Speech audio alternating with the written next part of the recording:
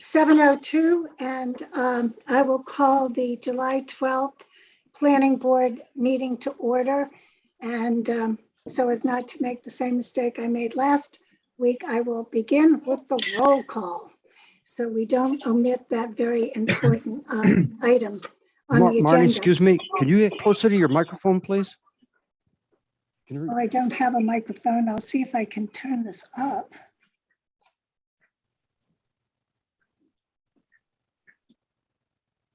Does that help, Richard? Does that help? Thank you very much. Oh, you're welcome. Okay, so when I call your name, will you please indicate that you're present? Richard Boroff. Here. Rick Mitchell. Present. Jonathan Poor. Present. Emil Dahlquist. Present. Bill Wheaton. Present. Pat Norton. Present. And Corey Beaulieu. Present. And Marnie Crouch, present. So we have on our agenda this evening a continued hearing on the senior housing special permit of Tobacco Hill Capital Partners. And at this meeting, the applicant and other interested parties will be submitting their final evidence with respect to this application. So I think rather than delay the proceedings any further, we can get started if time permits. And I think we should have some time. We will go on to consider perhaps some other amendments to our zoning bylaw or the stormwater management bylaw. So I think we should just go ahead and get started. And Ms. Mann, are you prepared to go forward with your final presentation? Most certainly am, Ms. Crouch. Thank you very much. I appreciate that. Jill Mann, if it would be possible, I'm going to ask that we promote, I think Greg is here, Rick Frappa should be on the list, Mr. Norton. He would be our professional geologist. I guess I can look him up in the participant list. I think he's a participant already. I think There he is. I I am. see Rick. I apologize. And Greg. Hopefully you Brent can hear me Cole. too. See, I just can't see everybody, I guess. And Brent Cole is there as well. I'm sorry. I'm looking at just the pictures and I can't see everybody. Would it be acceptable for me to share my screen, please? Sure. Thank you very much. Okay, so I am going to begin the presentation just by obviously introducing our team yet again. Tobacco Hill Capital Partners, Larry Smith and Julia Dickinson are present. The landowners are present, which is Catherine Rich Duval, Brian Rich, and Frank Rich. The civil engineer, Granite Engineering, Brent Cole is a participant. Professional geologist from GEI, Rick Frappa. And our wetland scientist and soil evaluator, Greg Hockmuth from Williams and Spragus. And I am Jill Mann from Mann & Mann, the project's legal advisor. So because we have a few people with some timing issues, I'm going to take this out of order, if that's okay. So absolutely, because I think we all recognize that Jamie Emery has some time constraints on his time this evening. Perfect. I appreciate that very much. Thank you, Ms. Crouch. So at this stage, what we would like to discuss is the, in general, our proposed control blasting plan, and then more importantly, our rock management plan. So I believe that the questions relative to the blasting plan, the propriety of it, and the compliance thereof with the statute, which is chapter 148, section 16, and then also the regulations, which are found in 527 CMR. Those are just the blasting regulations that the fire chief had discussed with you and that we have discussed through submittals previously, have been complied with. In addition, during our roundtable discussion that took place on 3/15 among many participants, which was the board, obviously, with a lot of great questions that were able to flush out a lot of issues. And then our geologist was there, the town's geologist was there, and so was the opposition or the public's geologist, which is Ransom and Tom Nielsen. I believe during that hearing, a lot of questions were responded to and a lot of answers given, demonstrating that the control blast plan, again, meets and complies with all regulations. But in addition to that, most certainly mitigates against any type of harm or possible adverse impact to the environment, to the public, and to public property. And that was basically confirmed by the town's peer reviewer. So the purpose of this evening's hearing, one element in particular for this section, is to answer any lingering comments and to just have a general overview statement by Mr. Frappa, and then to allow Mr. Emery to weigh in on how he feels, in addition to his submittal relative to the rock blast plan, because there was some concern that while we did submit it, that Mr. Emery hadn't given a final closeout letter or opinion letter relative thereto. And that is the letter submitted by Mr. Frappa, dated March 7th. And it was revised on June 23rd, but those revisions were exceptionally minor. They simply extended the blast zone to 1,000 feet and then added some testing for elements that had been suggested in Ransom's letter and recommended by Mr. Emery. So the point would be to answer any of those follow-up questions. Again, I just want to say one more time that, when we actually develop the blasting plan, when we develop the rock use plan, we do so with an eye toward the board's findings, which specifically ask that we mitigate against any possible harm to the public as a result of vibration, dust, noise, etc. And based on the controls put in place by Maine Drilling and Blast, by the monitoring protocols recommended by GEI, reviewed, updated, and approved by GZA, the town's peer reviewer, and then also the blast handling plan and those extremely robust testing procedures that we, in fact, do meet that particular criteria. And at this point, I'm sure it will be best to have Mr. Frappa simply give the board an overview of the blast processing plan, because all of this information, it's a lot of it.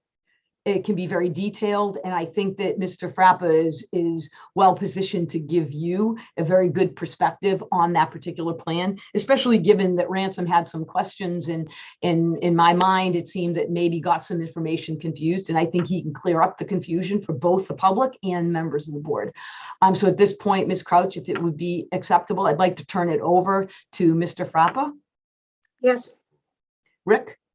Hey, thanks, Jill. Before I get there, I'd like to just kind of walk through a little bit about, what GEI did. I mean, we served as the hydrogeologic consultant to the applicant with a goal of advising him on how to develop the property while posing minimal risk to groundwater and surface water quality. So that was primarily the job that GEI had. And in order to do that, I mean, we really needed to understand the geologic conditions, both on-site and off-site. And we also reviewed in detail the blasting plan that was prepared by Maine Drilling and Blasting. And the most important thing in that plan was to get a very good understanding of what blasting agents were going to be used. And there were certain things that we were looking for. We wanted to make sure that they were not using perchlorate containing materials in their explosives, and that they were not using ammonium nitrate with fuel oil as their blasting agent. That's also called ANFO. And what we found was that they were aware of the high concern for groundwater quality at the site, and they selected the use of a blast compound called Blastex, which is an emulsified ammonium nitrate compound. Has very, very low solubility. That's the concern, is that if you are using ANFO, that it can dissolve in groundwater. And that's why we wanted to avoid it. And that's why main drilling and blasting specified another product. So the product that they're using has extremely low solubility. So from there, we evaluated, okay, what are the chemicals of concern with this project? And what we identified is that through, let's say, minor spillage or some residual material from the actual blasting, that could pose a slight risk to groundwater. So the concern, or the chemical of concern that we identified is nitrate. Nitrate is a nutrient. It's found everywhere in the environment. We need it to grow crops, but too much nitrate is not good. So, and it is a regulated chemical in, not only Massachusetts, but also in, the entire US. And the groundwater quality standards are the same. There are 10 parts per million. So according to the EPA and Massachusetts, a limit of 10 parts per million of nitrate in groundwater is acceptable and would not pose harm to the environment or to human health. So once we got to that point, we then developed a monitoring approach to ensure that we weren't going to degrade groundwater surface water quality. And we did that by specifying 5 groundwater monitoring wells that will be monitored that are close to the project area, and then off-site wells within 500 feet. Well, the town's reviewer, GZA, reviewed our approach, and they required enhancements. So we went from 5 monitoring wells to 8, and we expanded the off-site monitoring distance from 500 feet to 1,000 feet. So that increased the number of off-site residential wells that we would be monitoring during this project. And again, we're monitoring these, not expecting there to be any increase in constituents, but just as a fail-safe. So, and I think the most important enhancement, though, that the town's consultant wanted was a much more robust rock and handling management plan for the concern of any residual of nitrate that might be present on the blasted rock. Now, we don't expect there to be much, if any, nitrate present. What happens when you detonate ammonium nitrate, all of the explosives or all of the material is consumed in that high explosion. And what happens is you end up getting these gases forming, and sometimes those gases can contact water, and then they precipitate a little bit of nitrate on the side of the rock. So that's the concern, are these minute part per billion levels or low part per million levels of nitrate. So in order to minimize the amount of nitrate that's entering the environment, the rock handling plan now has the rock that's being blasted. It would be excavated and either put into a truck and taken off-site, or is moved to what we call a management area, where we are processing the rock for later use on a lined, in a lined basin, essentially, something that's impermeable, so that if water comes in contact with the rock, it will leach any nitrate that is present there and would collect in the bottom of that basin, and then we can test it for nitrate. So that whole process ensures that the rock is essentially clean and is available for use post blast. And the plan that was reviewed had been, I call it approved by GZA.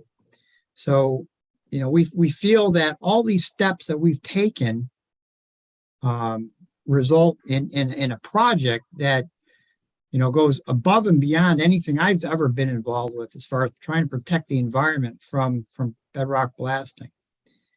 And we feel very, very strongly that all the measures that we've taken will result in a project that will not impact surface water or groundwater quality. So that's really what I wanted to state here, and happy to take questions. Can I ask a question? Sure. So you're sort of in a sense washing the rock that you're going to keep on site? Essentially, yes. Yeah, we would Okay. we would allow And- rainwater. Mhm.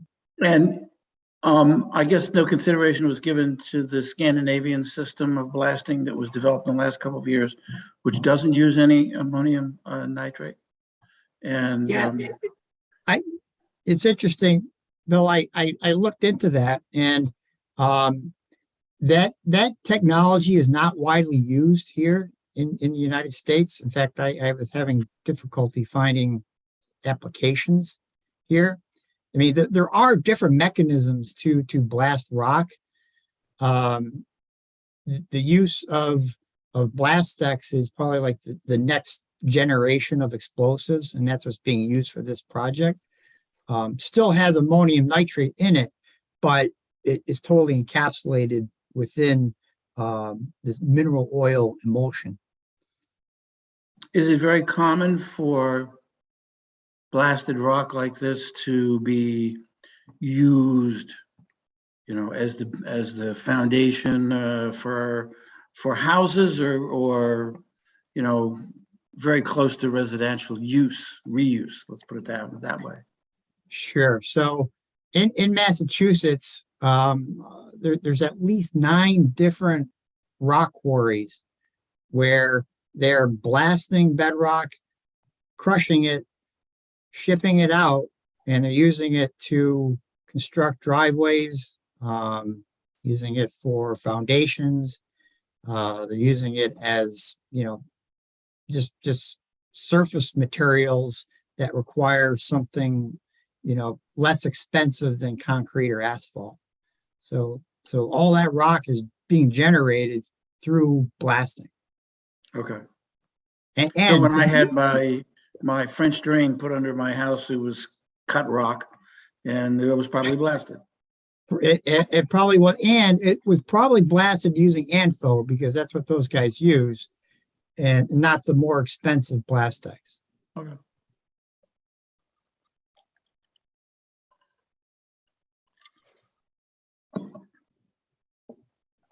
I've got a question, I guess for Mr. Frapp. I don't think it's for the engineers, but this pertains to, are you going to wash all of the gravel and all the crushed stone on the site, or is there going to be some that's going to use under impervious surfaces, for example, under a slab? Well, I'll take this so far, then I might have to have one of the engineers step in. Okay, The rock that is being shipped off-site, obviously that's not going to be handled on-site. correct. The rock, anything that is blasted and stays on site will go to the handling pad, materials handling pad. Yeah. And there it will be, staged on that pad for, a week to 10 days.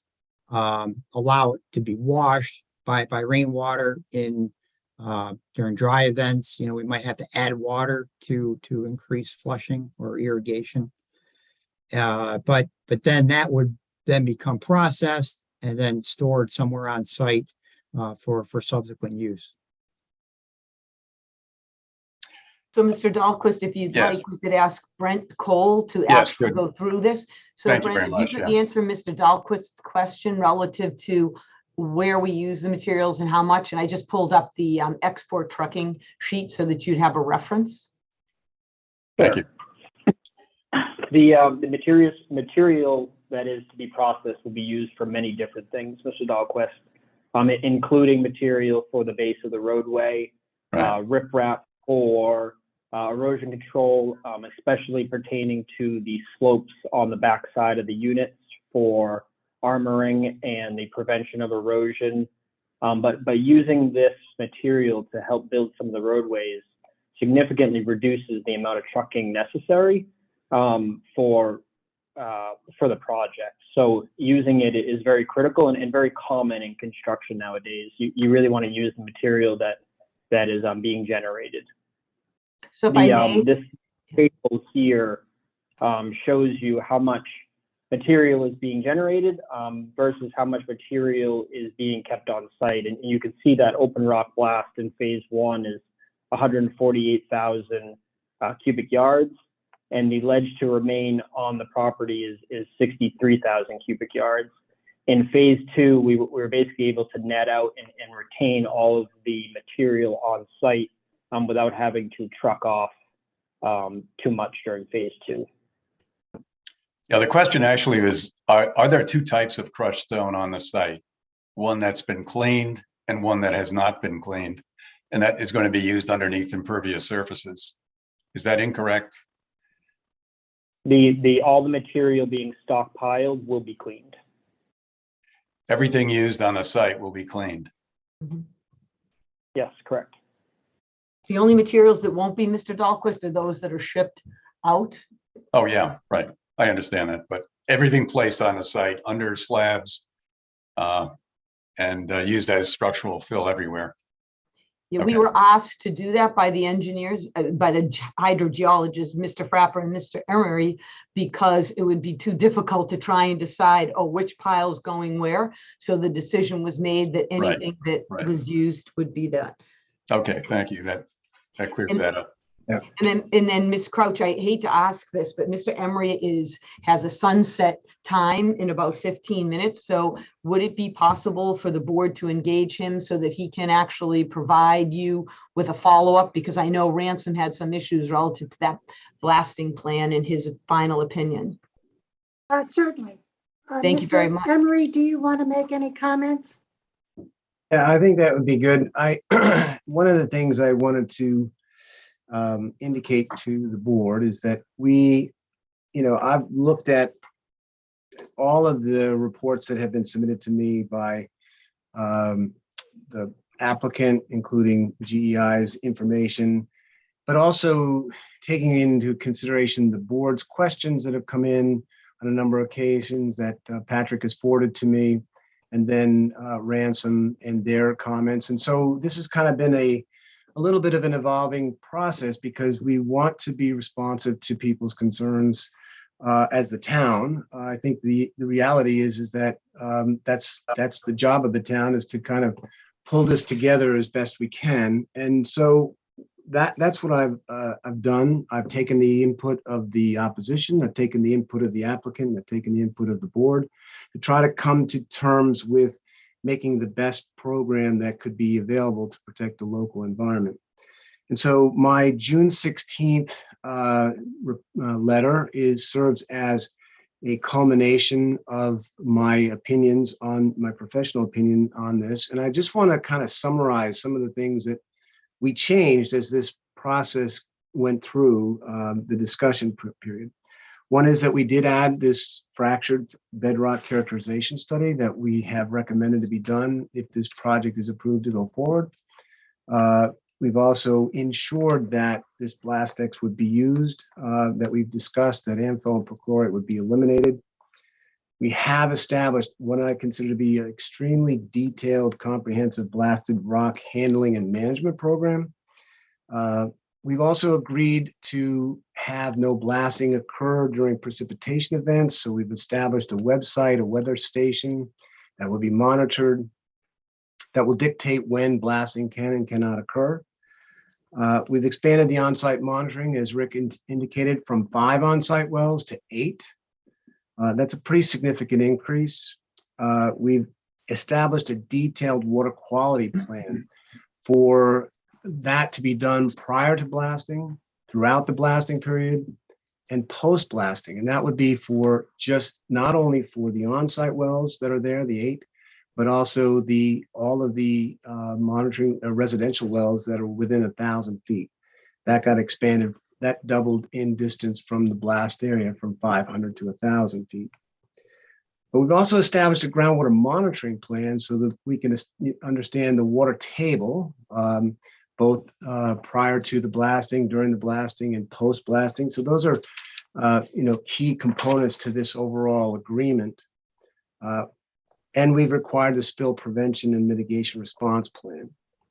Now, Ransom has suggested, and I thought it was some good suggestions that they brought in to add, and I added actually total petroleum or DRO, diesel range organics, but TPH, which is total petroleum hydrocarbons, and VOCs into the sampling of the settling basins after the rock is washed, and allowed to determine what the residue is there. So that's been incorporated. They also noted a typo, which I want to correct, which is on my page 2, bullet 2. There's 2 typos, actually. I refer to a March 4th, 2022 memorandum. It's actually a March 7th memorandum. And the statement says the blasted rock processing and management area will be covered. It actually should say the area outside of the blasted rock processing and management area will be covered during forecasted precipitation events, because we want the rock that's in the management area to be washed by rain to take whatever residue might be and put it into the settling basin so we know what we have. Now, one thing that I think that should be understood is that with all of those restrictions and modifications and agreements, and they're significant, I believe that we've developed a very conservative, a protective and redundant, proactive approach to providing environmental protection at this site. And, it's kind of 3-tiered. I think one of the things we all have to kind of get our sense of is there's checks and balances in this plan. So if we start with if you go to the page 3 on that, Joe, I think one of the things I want to point out is that, we've got a series of checks and balances that collectively serve to provide this plan for preventing impacts.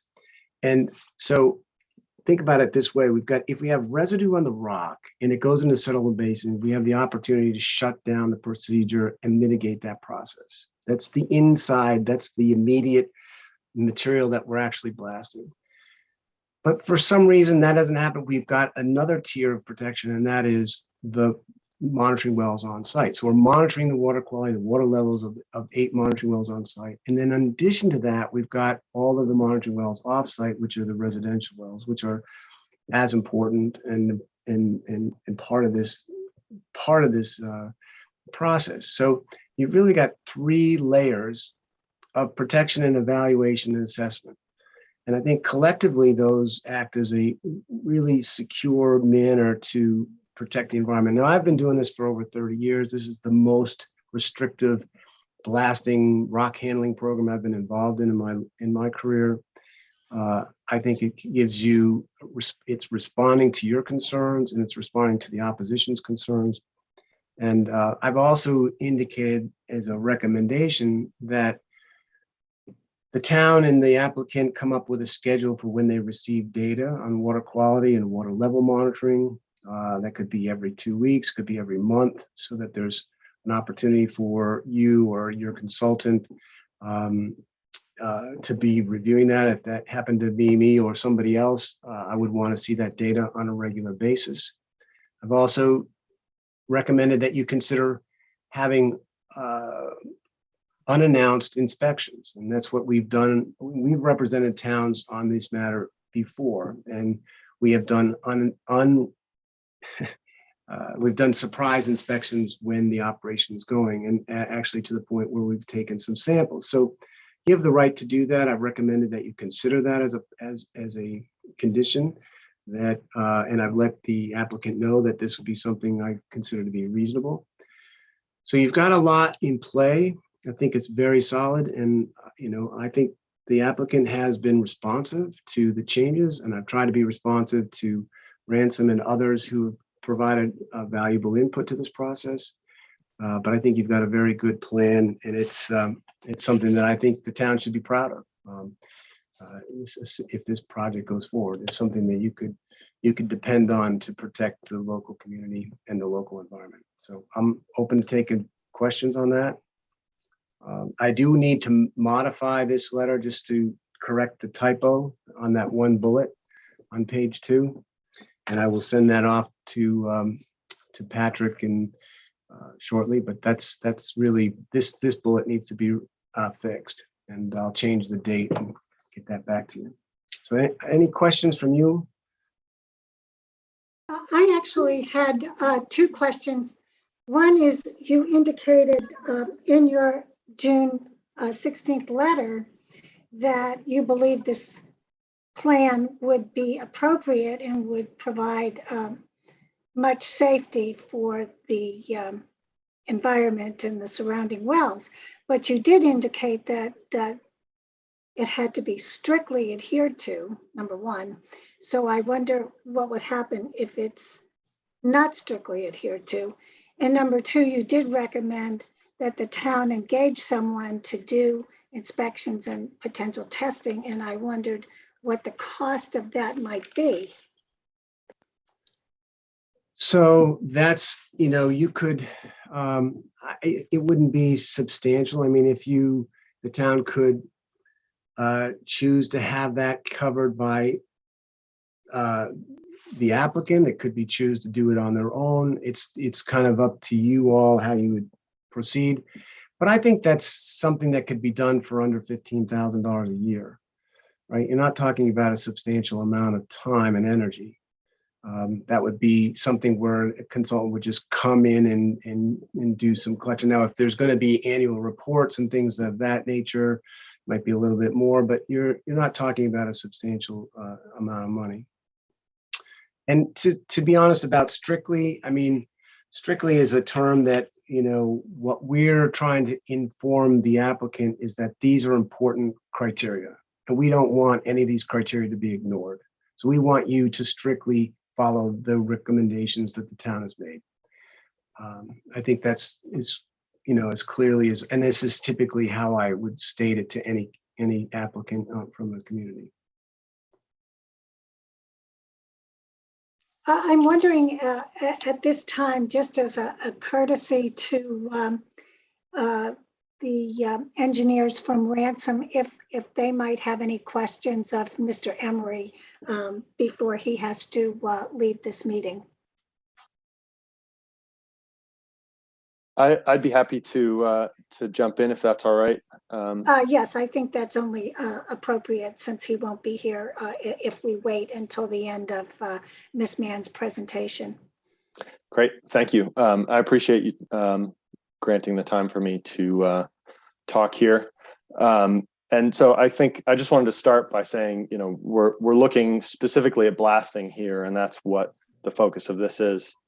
I think there is still reason to have groundwater monitoring and hydrogeologic information collected that goes beyond blasting. So I'd like to sort of start with that as the context. I'm confused a little bit by the typo that you mentioned, Mr. Emery, in your letter. Looking at the March 4th and updated June 23rd blasted rock management plan from GEI. They do call out in there that blasted rock processing and management area will be covered during forecasted precipitation events. And then you echo that in your letter. The washing of the rock is something that's new to me as of tonight. And I'm not sure where that came from, but it does lead me to wonder what the criteria are there. If rock is going to be washed naturally by precipitation, is that going to be gauged somehow so that you can know whether you're generating nitrates, if what you're generating is decreasing and therefore has been cleaned from the rock? If it doesn't precipitate before the rock gets reused, is that then going to be washed manually using water from the site, from during construction? it seems to me like the washing is a critical component. It's something that, you know, great pains have been put into designing a management area that is lined with HDPE and can collect all this water. And up until now, the understanding that I had from both GZA and from GEI was that the purpose of that was to prevent precipitation from interacting with that rock before it was shipped off site. So that rock, some of that rock is going to be used on site.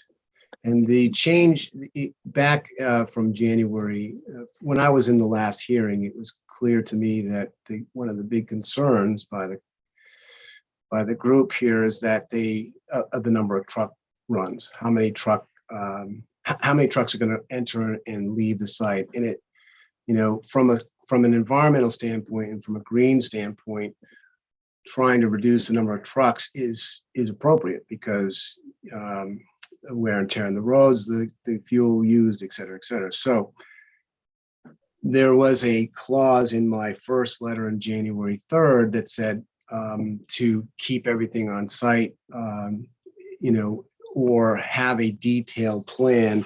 I think the language was something to the effect that said, come up with a detailed plan. Let me just read it here. I've got it handy.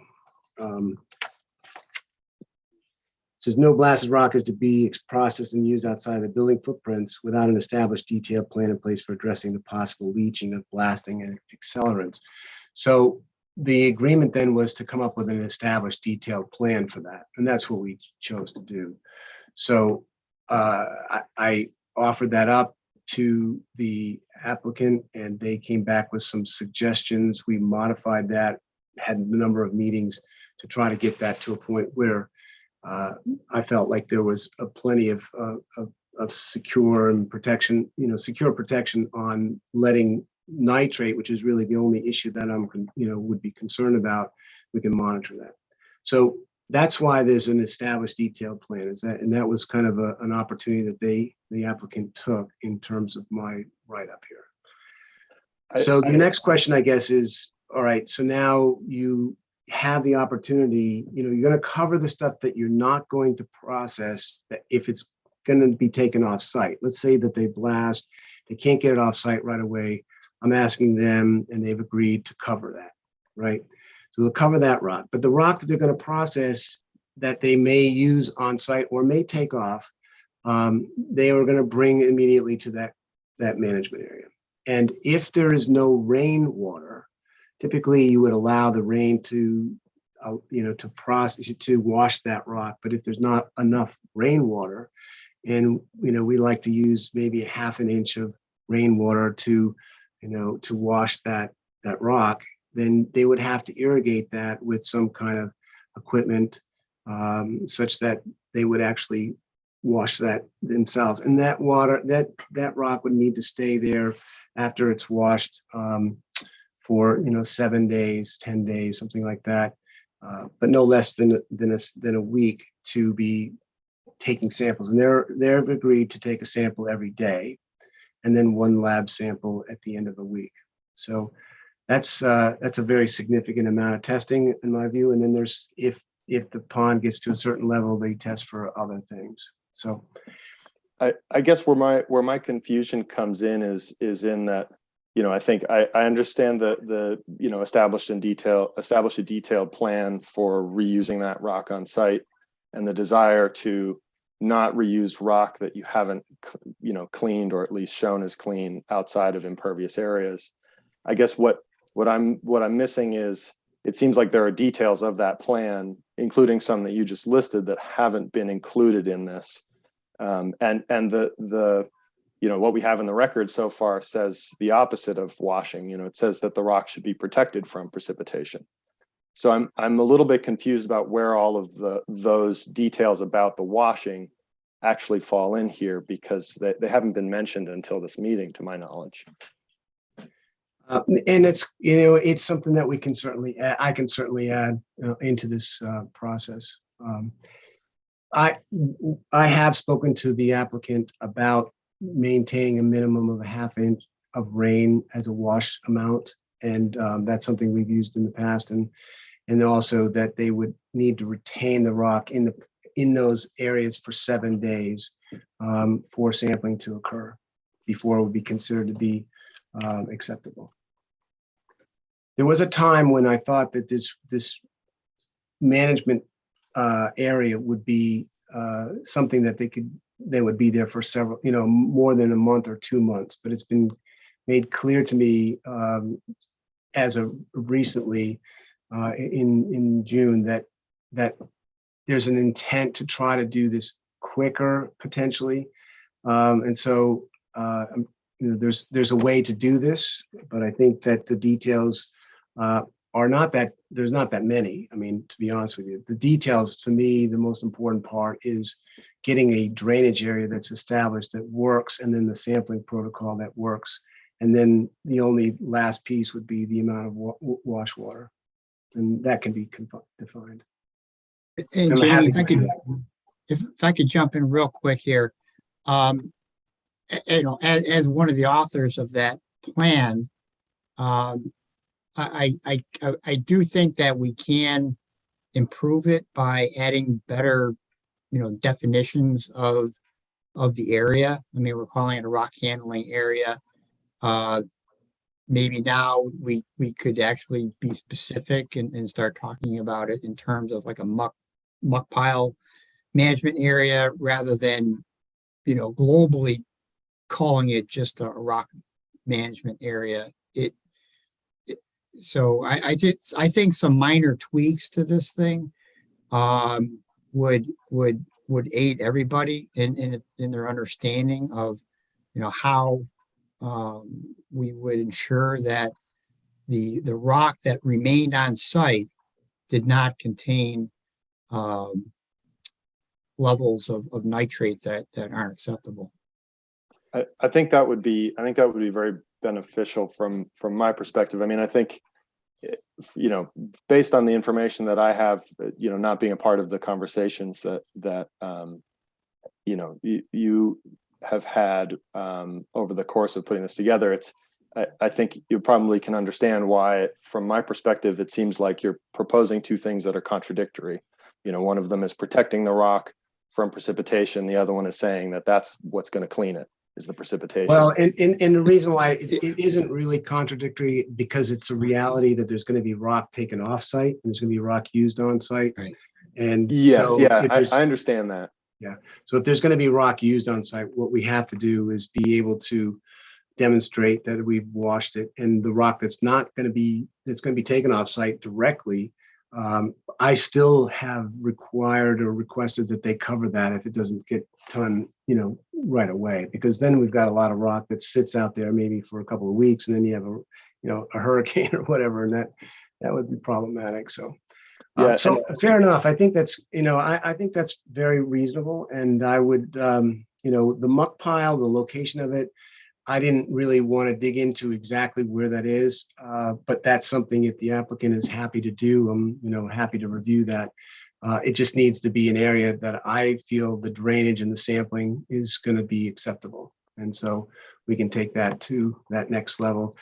But certainly, Thomas, I think that's, I will take that one bullet that's there and modify that.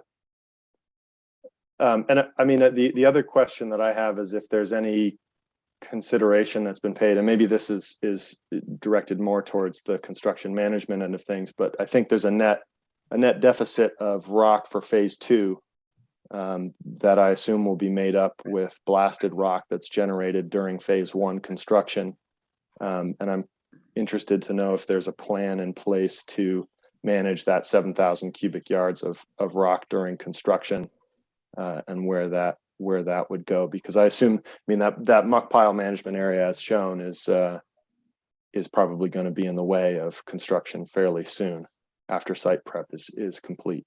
The whole point of the testing is once that area is tested and it's deemed to be free of any sort of contaminants, that then is removed, it is processed, it is used and stockpiled in another area without the benefit of the what do you call it, Jamie?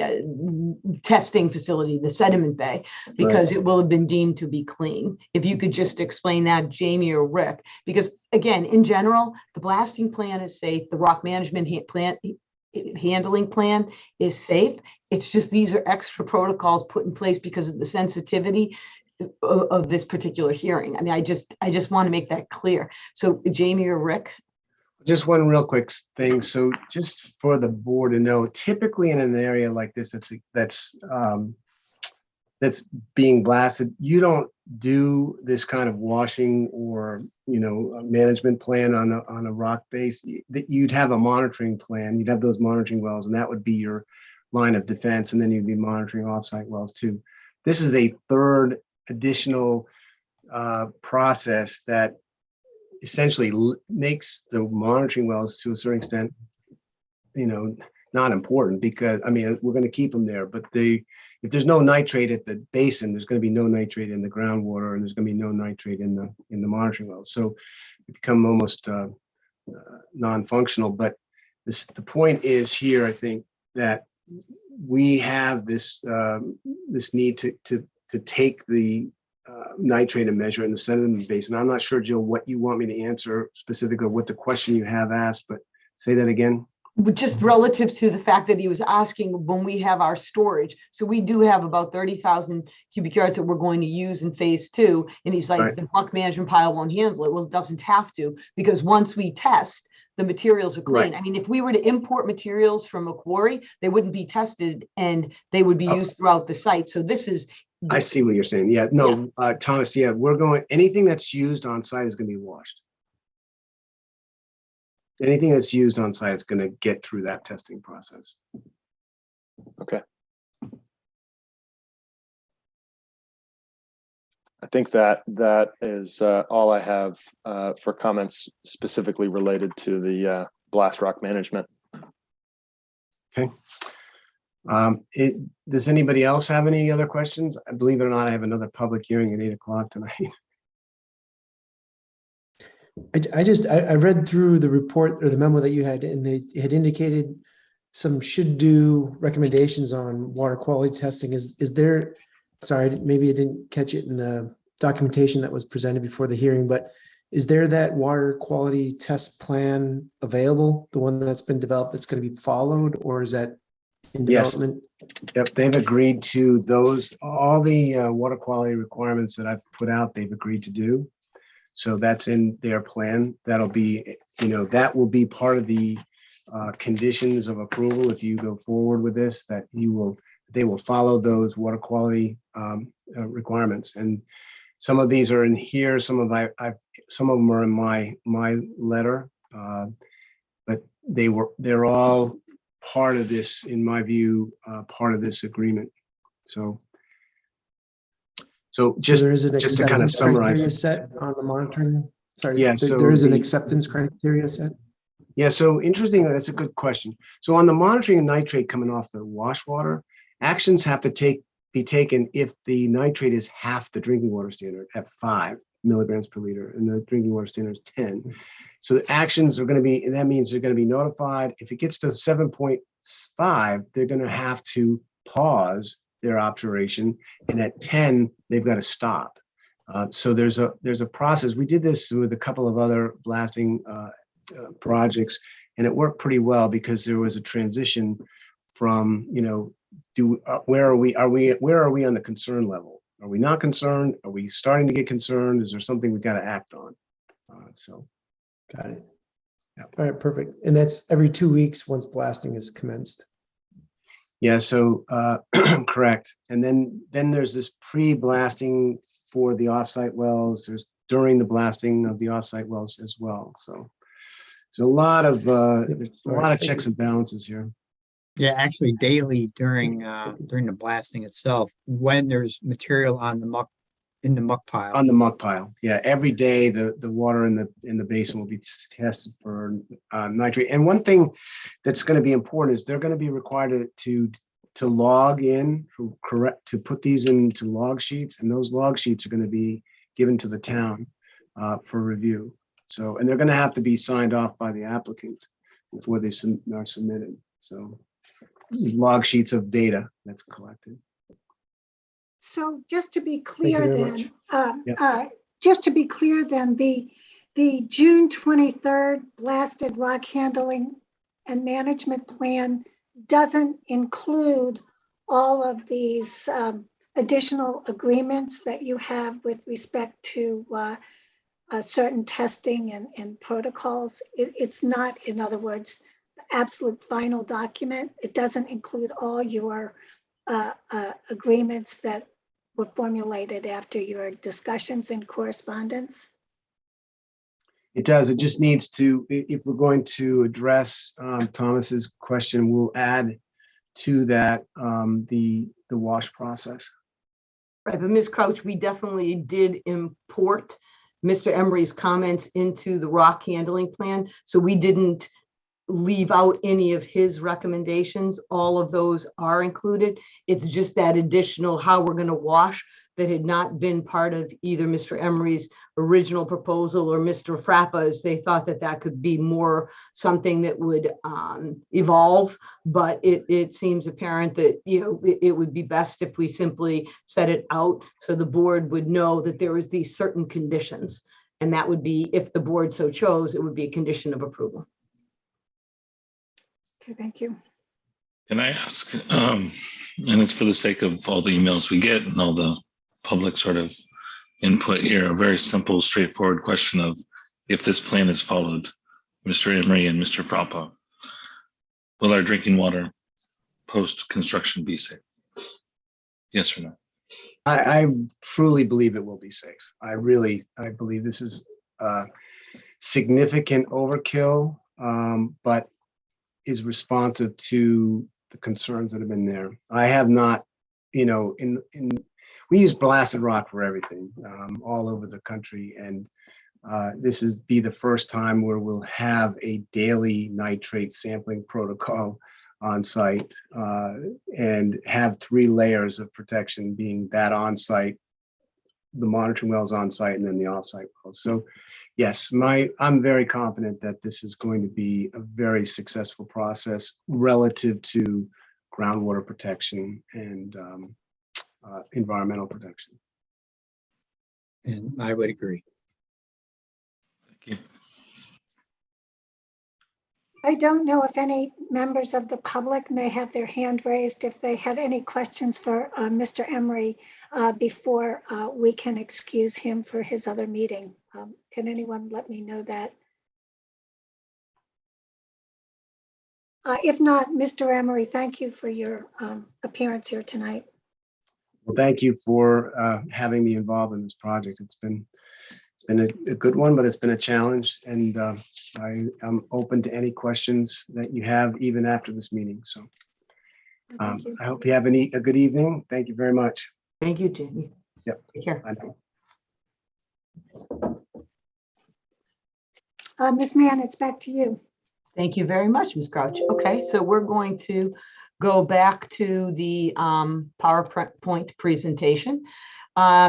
So what we intended to do, as I said before, is simply to give this board the opportunity to see the final plan. So as you know, we had made a lot of changes to our site, including, you know, pushing back the viewscape, if you will, so to be able to maintain more of a natural appeal when you first drive by. I mean, clearly there's going to be a driveway, you can't help that. But as far as the actual view of the buildings, we pushed them back further. And then we actually relocated one of the units and created more small and medium-sized units.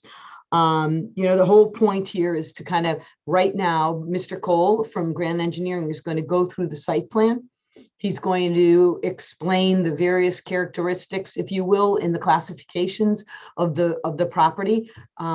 He will point out some of the low impact development techniques, how in fact, you know, we're going to create and protect the buffers around the property, you know, relative to landscaping, the visual impacts, essentially layering on an explanation relative to the purposes of the senior housing bylaw and the findings that are required in addition to those purposes of the farmland open space protection, which basically state, you know, minimize your impact in comparison to a grid or conventional subdivision, which we can talk about later. But for this point, Brent, would Mr. Cole, would you please just go through the plan, the site plan, the landscape, the photometrics, and we'll keep going through the slide presentation, if you will.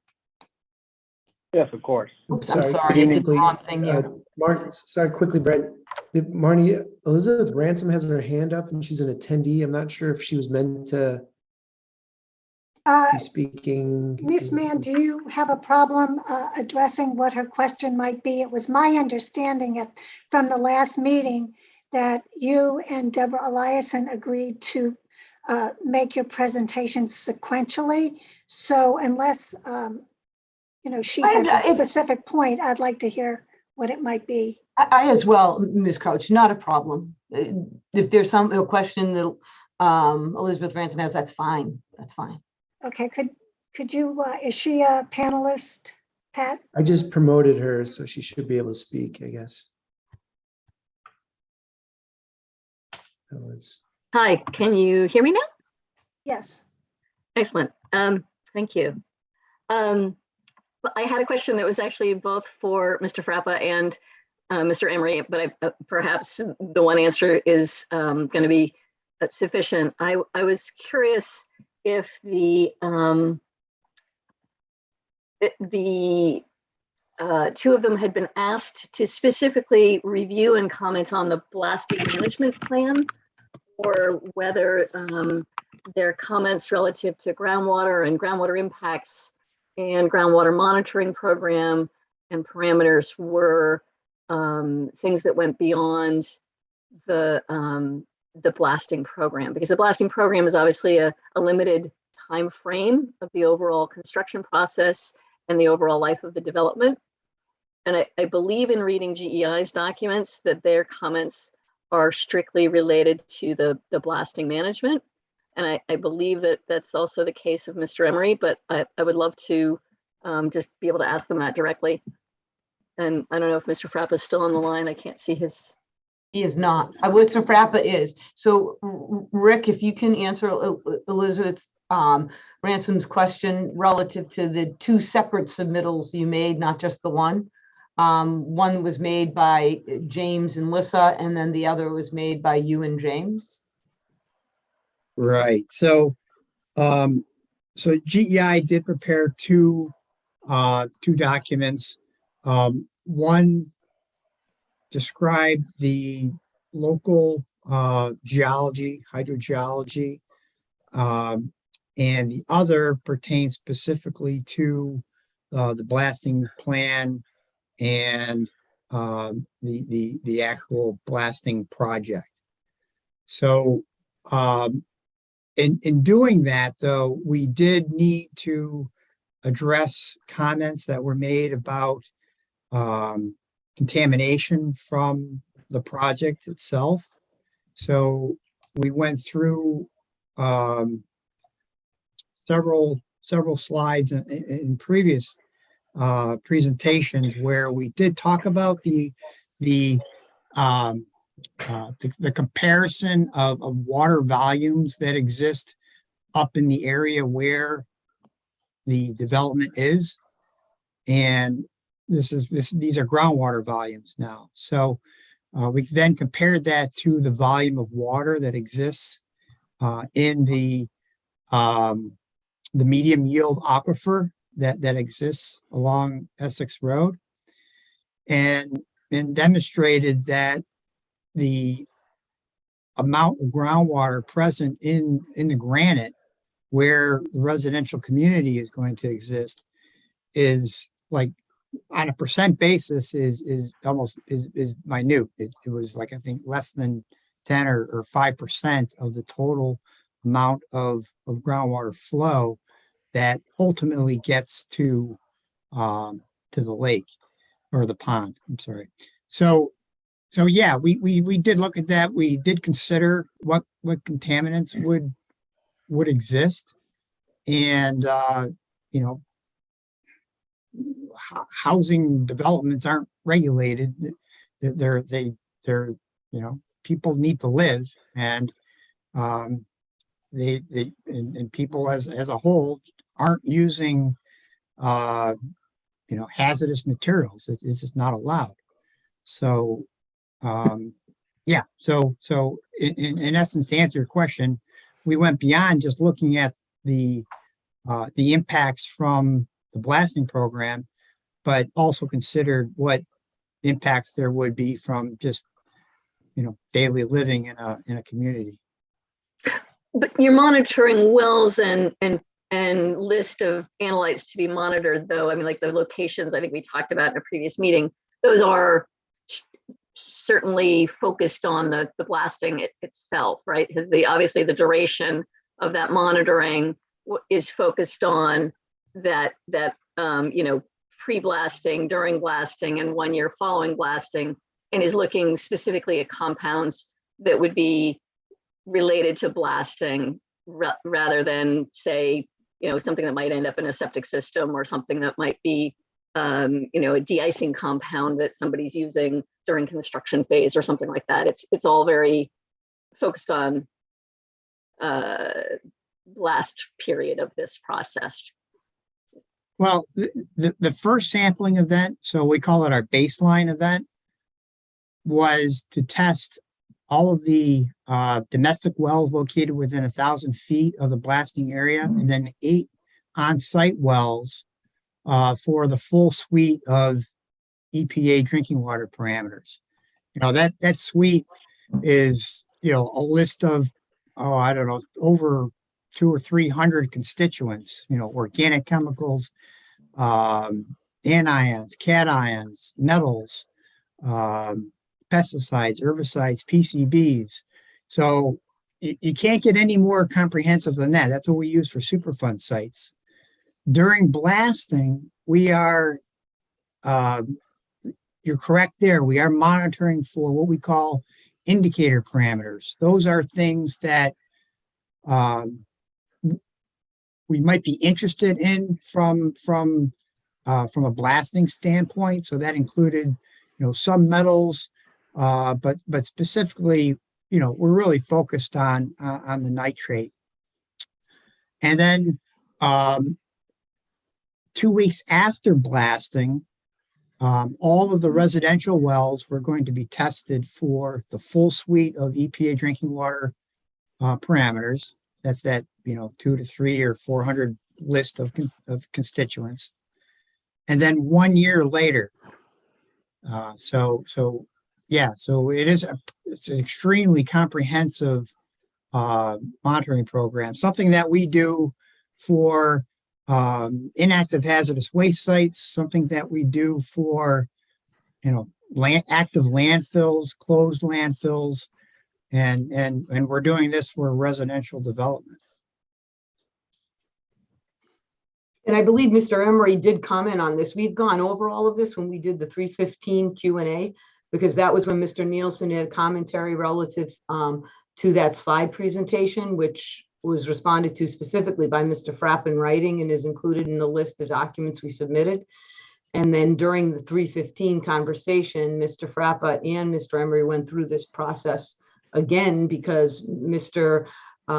Nielsen had raised the questions, as did Ms. Ransom. I mean, tonight's conversation, we don't mind answering questions like this, but it was definitely done on the 315, and we are protecting the environment and continue to test.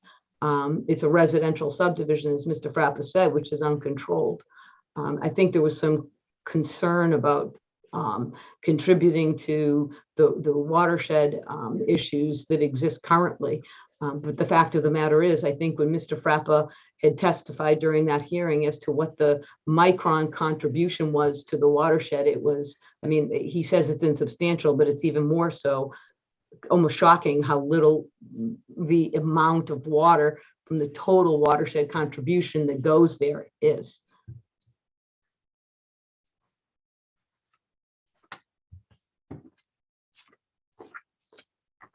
Anything further?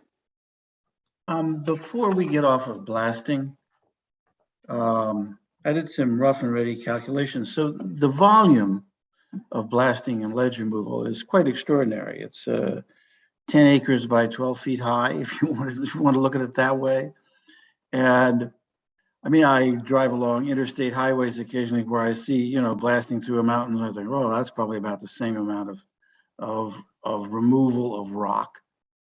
Has there been another residential development in the Commonwealth that has seen fit to remove hundreds of thousands of cubic yards of ledge in order to make the development viable? I can't think of any, but I would welcome, I mean, we had examples of blasting in town, but those are tiny little things comparison to this. Has there been any, you know, residential blasting of this scope in the Commonwealth in recent history? Does anybody, Mr. Frappa, do you know that? Can answer that question. Our site contractor. And I could tell you, we did something probably about a third of this size at the Village at Magnolia Shores in Gloucester. But John, I think if John could be let in as a Oh, it's panelist. John Durkin, Mr. Norton.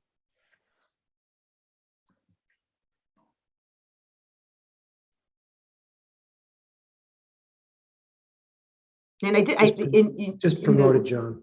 There he is. Great.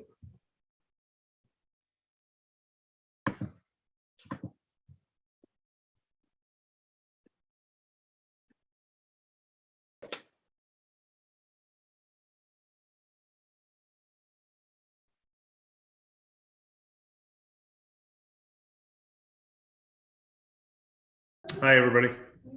Good evening. Hi, John. So the question that Mr. Wheaton would like answered is, can you provide him with some examples of residential developments that have experienced the need to remove ledge that is comparable to this site? So this site has, you know what it is, 177,000 cubic yards of material that will be blasted. Do you have any comparisons or comparables? We're just wrapping up a residential site in Woburn, 1042 Main Street. There was about 430,000 cubic yards of export in about a 20-month period to put in residential development. That's one specifically I can name. Was that blasted export? Yes, blasted Okay. export. Okay. Yep. Could you clarify how many acres that one? 9.5 acres. And then we're working currently on a project in Sudbury for Pulte Homes, which had 110,000 cubic yards of ledge removal in a 2.5 acre parcel, which was deposited onto an adjacent property and reused. Okay. Those are two projects that Onyx has performed the work on that I know are of this size. There's a few in years ago. I'd have to check the quantities, but many jobs this large, yeah, in Massachusetts. Okay. Thank you. Yep. I think that was excellent response there, Mr. Durkin. I'm complimenting you. Thank you. Thank you. Ms. Mann? Sure thing. Thank you, Ms. Crouch. So if pleased with the board, I'm going to just go back to the presentation, which we will wrap up and then turn it over to the opposition. If Mr. Cole, if you would please, so just in general, again, we would like you to review the site plan, go over the details, identify the small and medium-sized units, explain the changes that were made, identify the various features of the property, you know, show where the wetland resources are, show where the stormwater management facilities are, and I will continue to try to get through the the PowerPoint. Perfect. Thank you, Ms. Mann. Good evening, board.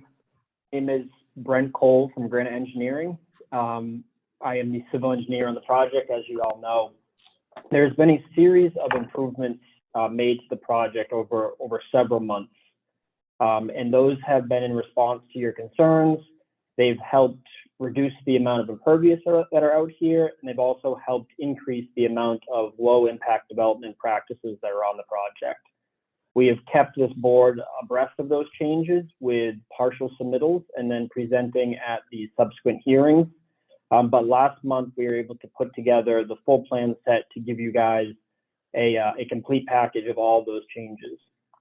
I'll take this opportunity to kind of just recap those briefly, starting with the entrance and the enhanced viewscape that we provided with the ledge space, the reduction in the amount of ledge removal from that area, the relocating of units to enhance that viewscape and remove the proximity of units to the roadway.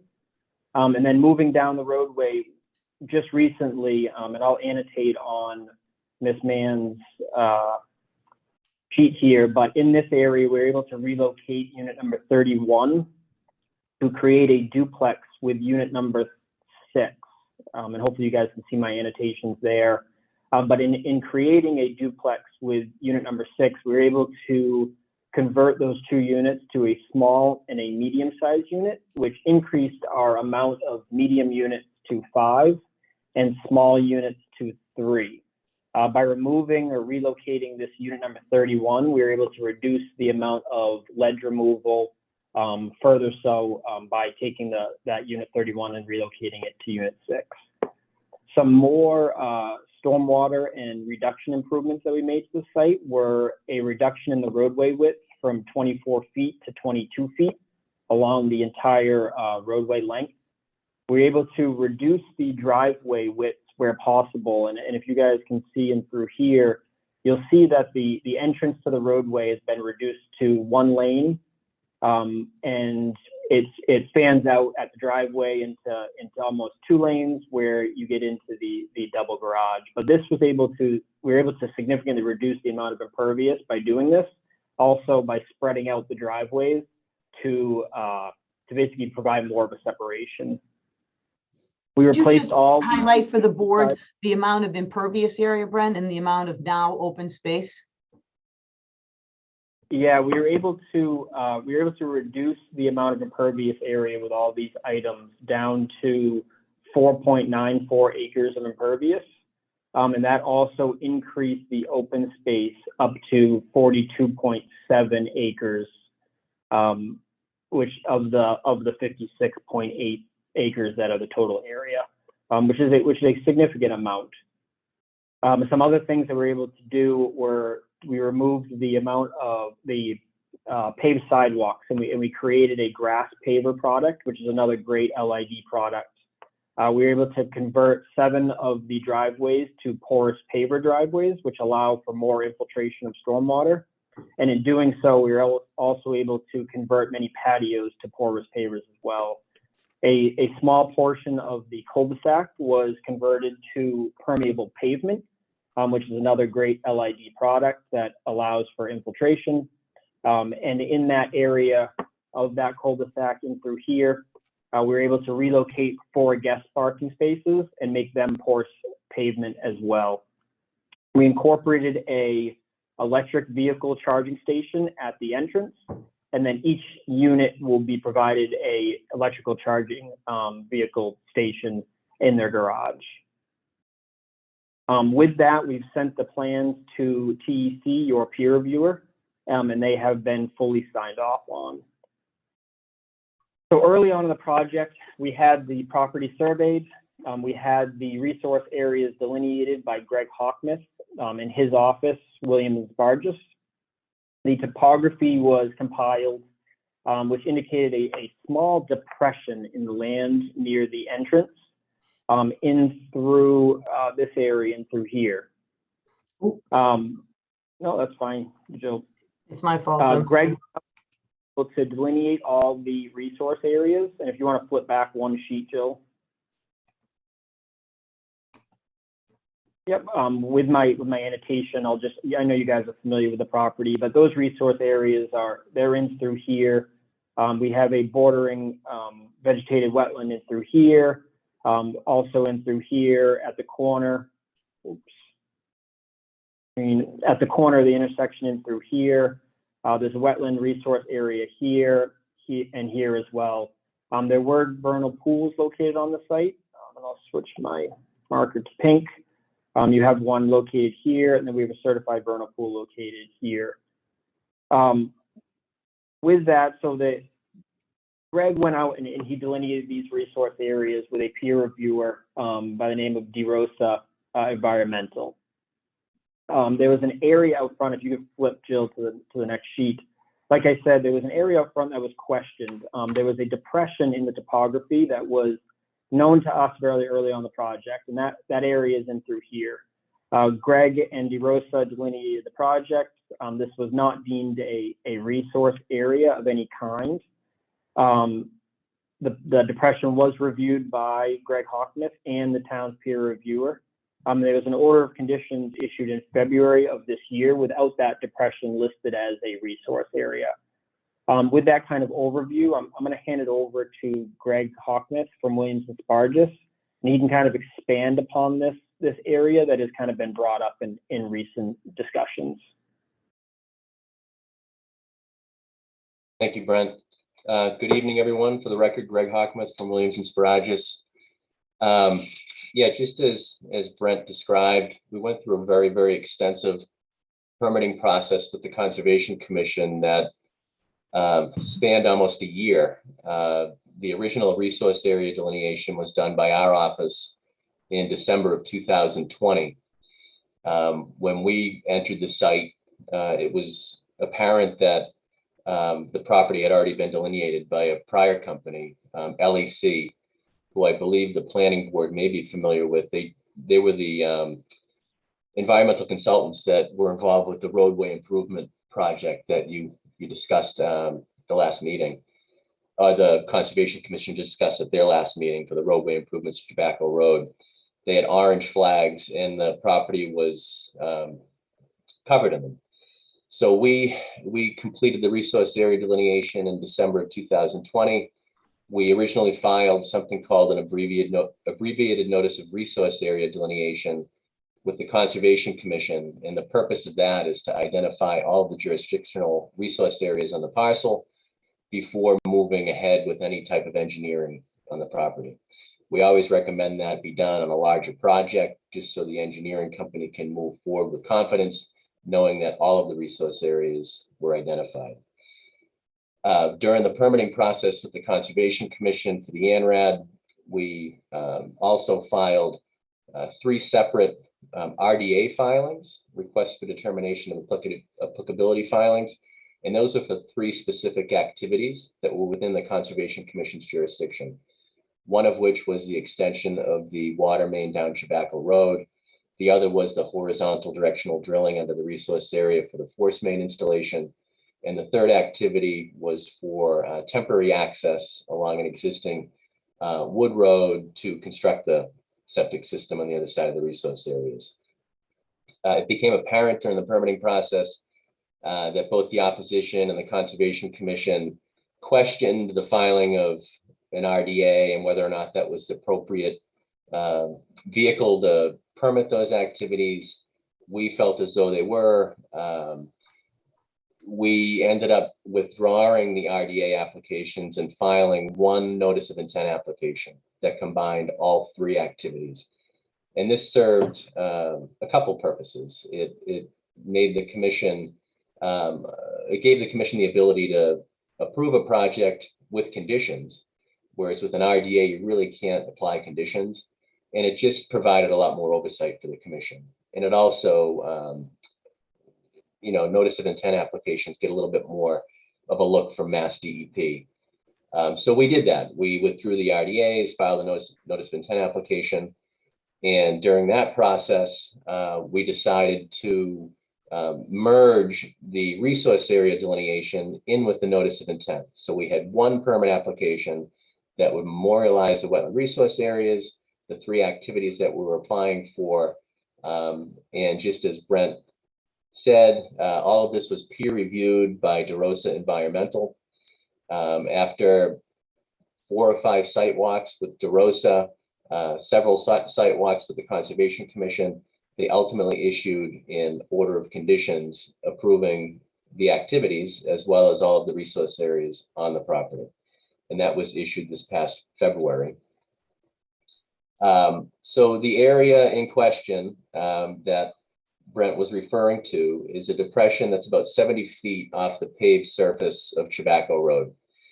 During our delineation in December of 2020, we observed this area. It did not have water in it. It did not have ice in it.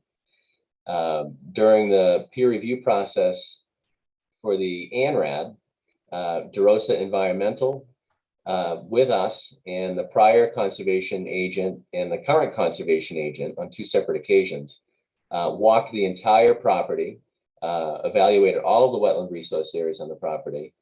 And we also identified areas that had the potential to be vernal pools.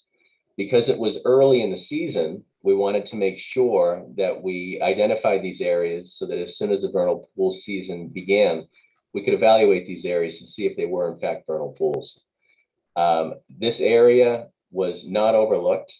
It was observed, and it just didn't have water in it, and it didn't make our list as an area that we had to go back and revisit during the vernal pool season. Other areas on the property did. I think we had probably a total of 5. During the permitting process, we did find 2 areas that did have enough evidence to be certifiable vernal pools, according to the Division of Fisheries and Wildlife criteria. One was the L series isolated wetland, which actually shows on this plan. You can see the bottom left, it says edge of vernal pool. That was the L series wetland, and we found hundreds of egg masses in that pool. It was very, very productive. And the other pool that we found enough evidence in was the certified vernal pool that Virginia Cookson, one of the Conservation Commission members, had certified many years ago. It still is functioning as a very, very productive vernal pool. Other areas had an occasional egg mass. I think it was the B series had 1 egg mass. We looked at that several different times. It didn't meet the criteria, but during the permitting process with the Conservation Commission, we said it was likely that it could be a vernal pool some years. So we conceded that it was, and we called it a vernal pool. And then there were a few other areas that we did the same thing. But the M and the N series, which is on top of the hill, kind of out near the units towards the end of the project, that's an isolated vegetated wetland, but it did not have enough evidence to be deemed a vernal pool. Brett, where was the Cookson vernal pool, please? Yeah, so the Cookson vernal pool, if we Let could me go back and show you. So it's the very, very large bordering vegetative wetland system that cuts the property off from where the septic is located. It's in the bottom left of this plan where the cursor is. Yeah, certified vernal pool. And when Fisheries and Wildlife adds the little asterisk to a Mass GIS showing where these vernal pools are, it's difficult to tell the extent. And it shows it as a small little asterisk in the bottom left below that circle. But the reality is that entire wetland system is functioning as a vernal pool until it funnels down and channelizes where the existing wood road crosses. So very, very large, very productive vernal pool, littered with egg masses, wood frogs, spotted salamanders, all the usual suspects. Thank you. Yep, yep. So we became aware of the fact that this area the area that we're talking about out near Tobacco Road, 70 feet from the paved surface. I received an email from Brian Colleran on April 28th, alerting me to the fact that a commission member was on the property and thinks that a wetland/vernal pool may have been overlooked. And we took that email very seriously, and we went out to the site, and I suspected that it was probably this area because it was the only depression that I observed that had the potential to hold water. And when I say we combed this property, we combed this property. It got a very, very thorough look during the permitting process. So I went out and I did observe water in this specific area, and there were egg masses. So we took it a step further. We sent our survey crew out to locate it, just to confirm that the location matched the topography that's shown on the permit site plan set. I'm not sure if that was done by aerial or not, but we wanted to locate it while it had water in it and get a size on it. It was roughly 20 feet by 20 feet. It was a circle, 400 square feet. It was about 1.5 feet deep. And it can't get much deeper than that, only because it has an outlet. It looks like there's it was a mechanically dug depression. This is just based on my observations. There's an unnatural cut in the slope. It looks like somebody may have mined some material out of there and they just left a low spot. So we put a stake in the ground and we monitored it every day from that point moving forward, just to see how it reacted, how long the water stayed. And every day we went out, the water got less and less. We observed it on April 29th with water in it, about 1.5 feet deep. And by May 13th, it was completely dry. And prior to it drying up on May 13th, egg masses were observed above the water level and they were clearly dying. But during this process also, we engaged Oxbow Associates. Oxbow is a well-respected company, well-respected by the Natural Heritage and Endangered Species Program. Scott Smyers was past president of Massachusetts Association of Wetland Scientists. And he's a published author on vernal pools. He studies them up in the White Mountains. He loves vernal pools. He tells me the same thing every time. Greg, your developer might not like what I have to say. And I said, Scott, that's why we're asking you to look at this. So Scott went out and looked at it and he came to some conclusions, and that's what you see here in this letter. But to summarize the letter, Scott Smyers and I don't think that this area has a long enough hydro period to support the species that would use it for it to be a vernal pool. And that would be your wood frogs, your spotted salamanders. Typically those species, spotted salamanders, need water for 75 to 90 days. Wood frogs a little less, but that would put us to basically now. You know, based on a typical vernal pool season, you'd still need water in it today.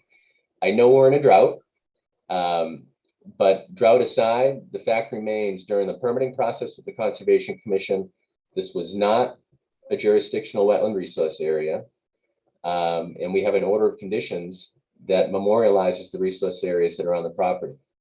It's nothing more in our opinion than an attractive nuisance. It's on the way to a very productive vernal pool. And it's likely that species on their way to that pool become confused. They see water, they stop, they lay their eggs, and it's nothing more than a population sink. And that's what Scott summarizes here, where the species just can't go through their biological life cycle to go through complete metamorphosis. So that's what Scott's saying here. We agree with his findings, but we just wanted this board to know that we did take this observation seriously. We did evaluate it, and those were our findings. Thanks, Greg, can you send this letter to Patrick so that he could send it to us, please? We definitely did, Mr. Boroff. I think it was in one of the packages. Okay, I'm sorry. Thank No, you, Jill. no, please, no worries. But I can, you know, there's so much information, I understand.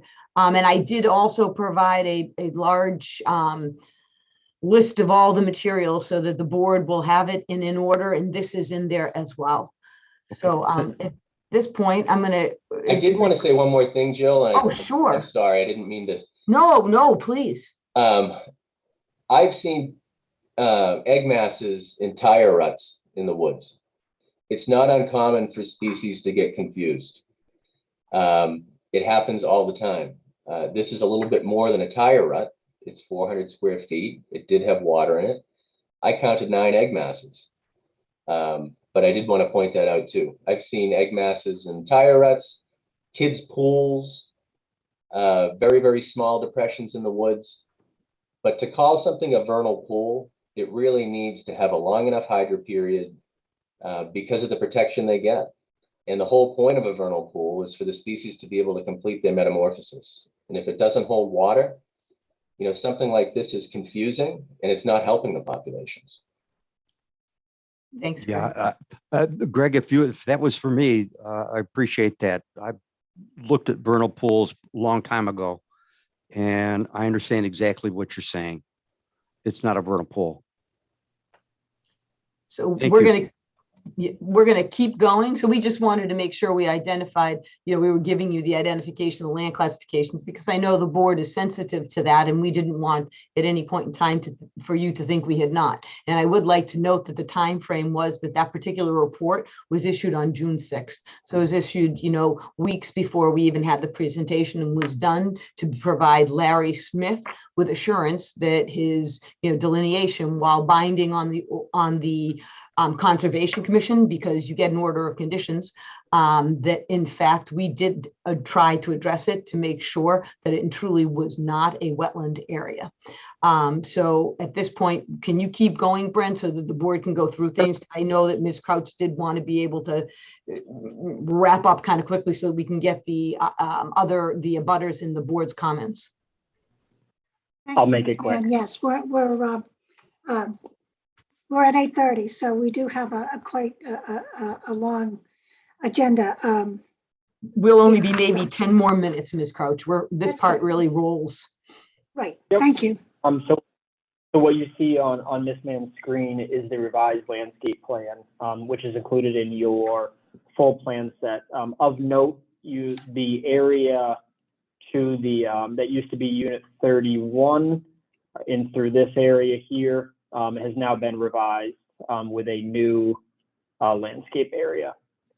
Flipping to the new lighting plan, which is also in your packet, we were able to revise the lights to update with the new layout, and you'll find that we're still maintaining a 0-foot candle at all the property lines.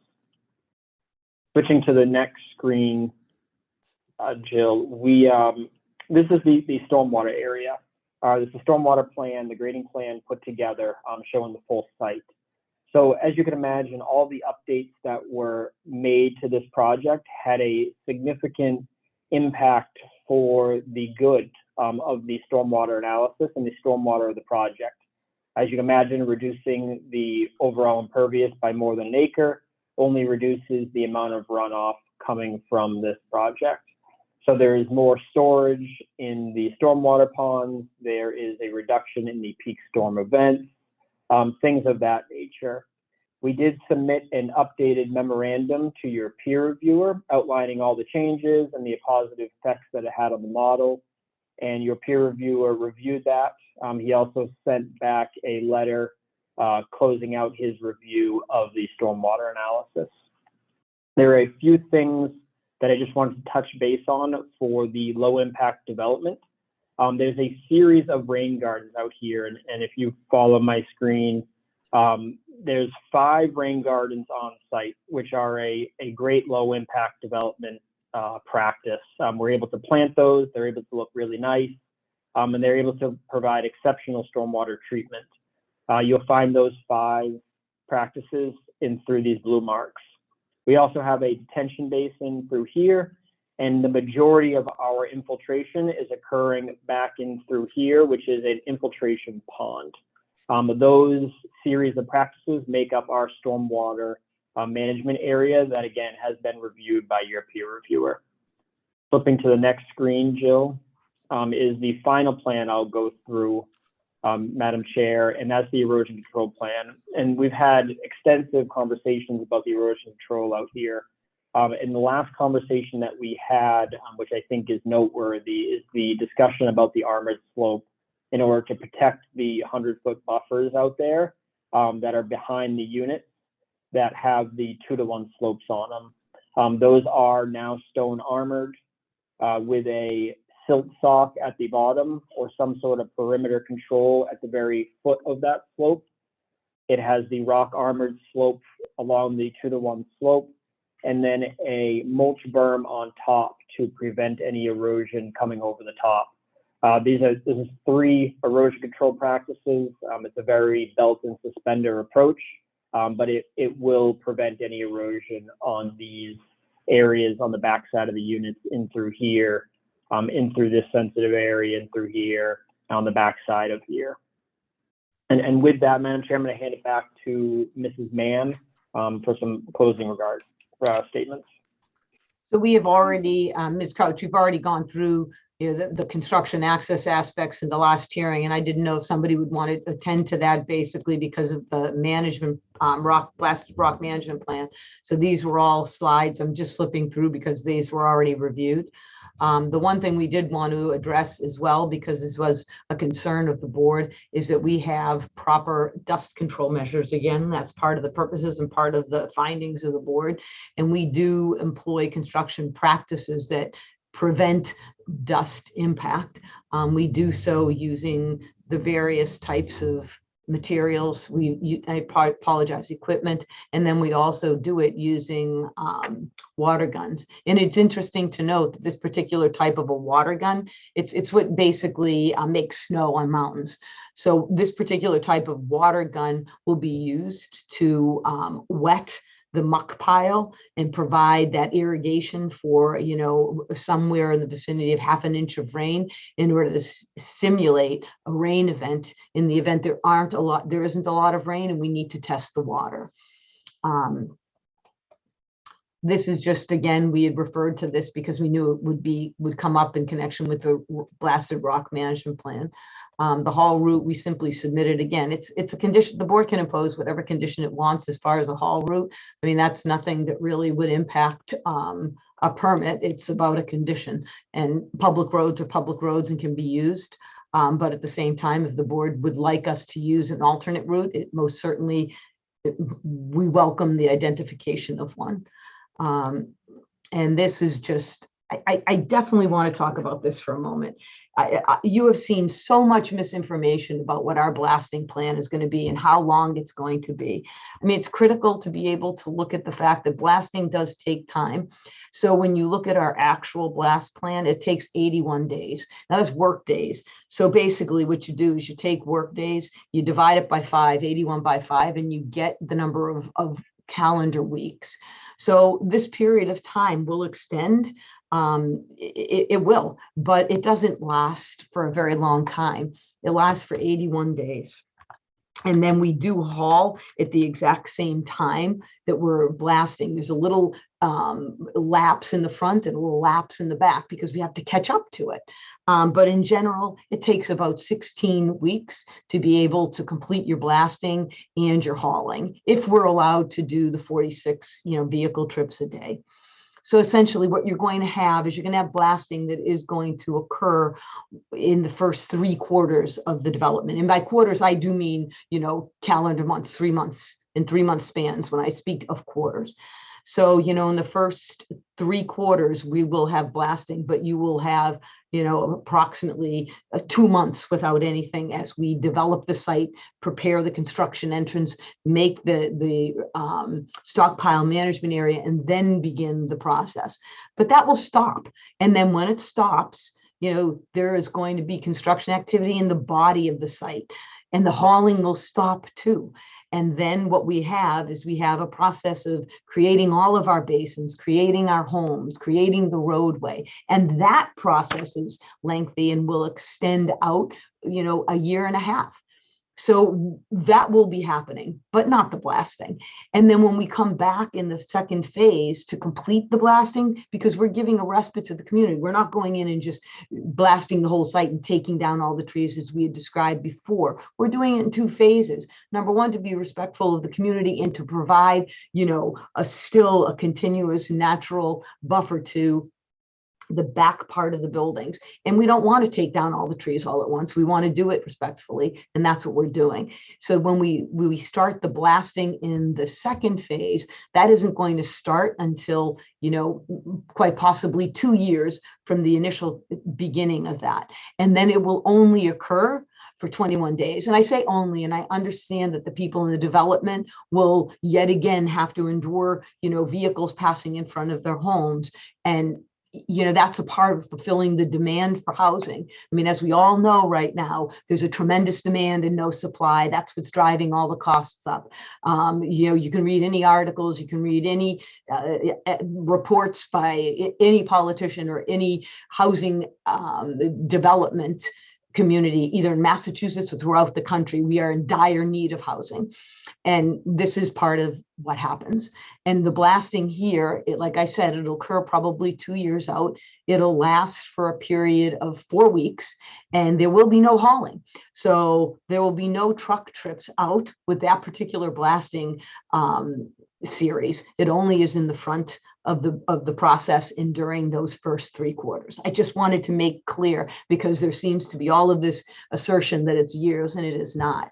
You know, there is still the vertical construction, but that is not as intense as when you're actually doing the blasting or when you're putting in the roadway. And the roadway takes a very limited period of time. It takes probably a total of 3 weeks total, maybe 4 weeks to do the entire roadway. So at that point, I will continue. I do want to just point out, because I wasn't sure, I couldn't remember if when this email got sent, it was only sent to Mr. Poor, if it got generated everywhere. So I apologize if I'm being redundant. But Mr. Poor asked a question. He's, look, you know, when you cut vinyl siding, what are you going to do with all that material, all the spray, all the you know, refuse from it? And the answer is, we will do so by having designated cut stations, and all the subcontractors are required to comply with OSHA, which means they have to have PPE, which means personal protection equipment. So face masks, you know, any kind of activity like that. Plus, basically, the machinery used to cut these materials, they have vacuums on them that can keep them up. And we do clean daily. And then there was also, oh, here it is. I'll go back to the other one, but because I want to answer these questions first. The question about buildable area, I can't remember. I think it was Mr. Poor. I apologize. It might have been Mr. Dahlquist, but asked a question. It was a very good one.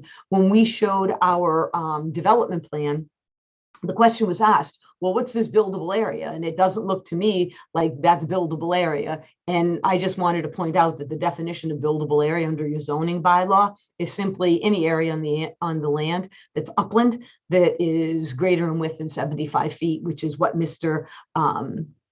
Cole captured on that proposed conventional plan. And the only reason I bring this up, so I read some allegations that I was threatening you with the conventional plan. I am not. The last thing we want to do is to develop this property as a conventional plan. I cannot say that loudly enough or enough times. We do not want to develop a conventional plan. My whole point is that when we evaluate a senior housing project, it is exceptionally clear that the criteria against which we are measured is a grid or a conventional by right subdivision. That is why I show you them. These particular concept plans I show to kind of give you an idea of what a true cartoon plan is. And that's what these are. These were not developed with as much care as the conventional plan that was submitted by Mr. Cole, that 32 lots. These plans were like, look, here's all the area. We really don't know where all the wetland is. We really don't know where all the buffer areas are, but this is what we think we can do. In some instances, they're pretty darn close, but I just wanted to show you the plans that Mr. Rich, in fact, got. So people are saying, well, Mr. Rich can't develop those because, you know, it's too expensive to develop. I can assure you of one thing: land purchase prices are sufficient, and so is the demand for housing, that he most certainly can do these things, and he has the wherewithal to do so. Again, it's not a threat. I just am responding to what was said. And we did develop that plan, and we did submit that plan, and there were questions about septic systems, and there were follow-up questions about septic systems, and allegations that Mr. Hockmuth said that no septic system can go on the site. And if the board chooses to ask those questions, we can have him talk about it. I'm not going to, because I think my written correspondence to the board was sufficient, but in the event there is commentary or further questions, we are prepared to respond to those by either the board or the public. And at this point, guess what, Ms. Crouch, I promised you, and I was on time, 8:45, not even 20 minutes. And I would like to wrap up and deliver it back to the board for questions.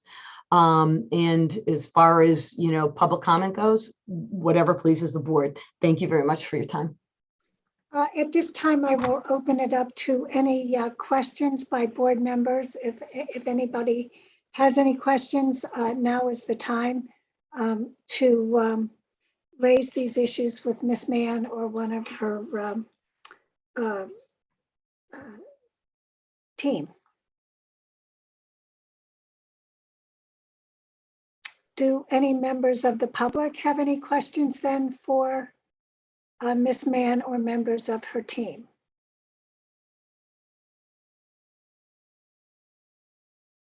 Well, at this point then I will ask if Ransom Engineering or any members of the public wish to make a presentation to the planning board. Has Deb Ellison been promoted? I see she has.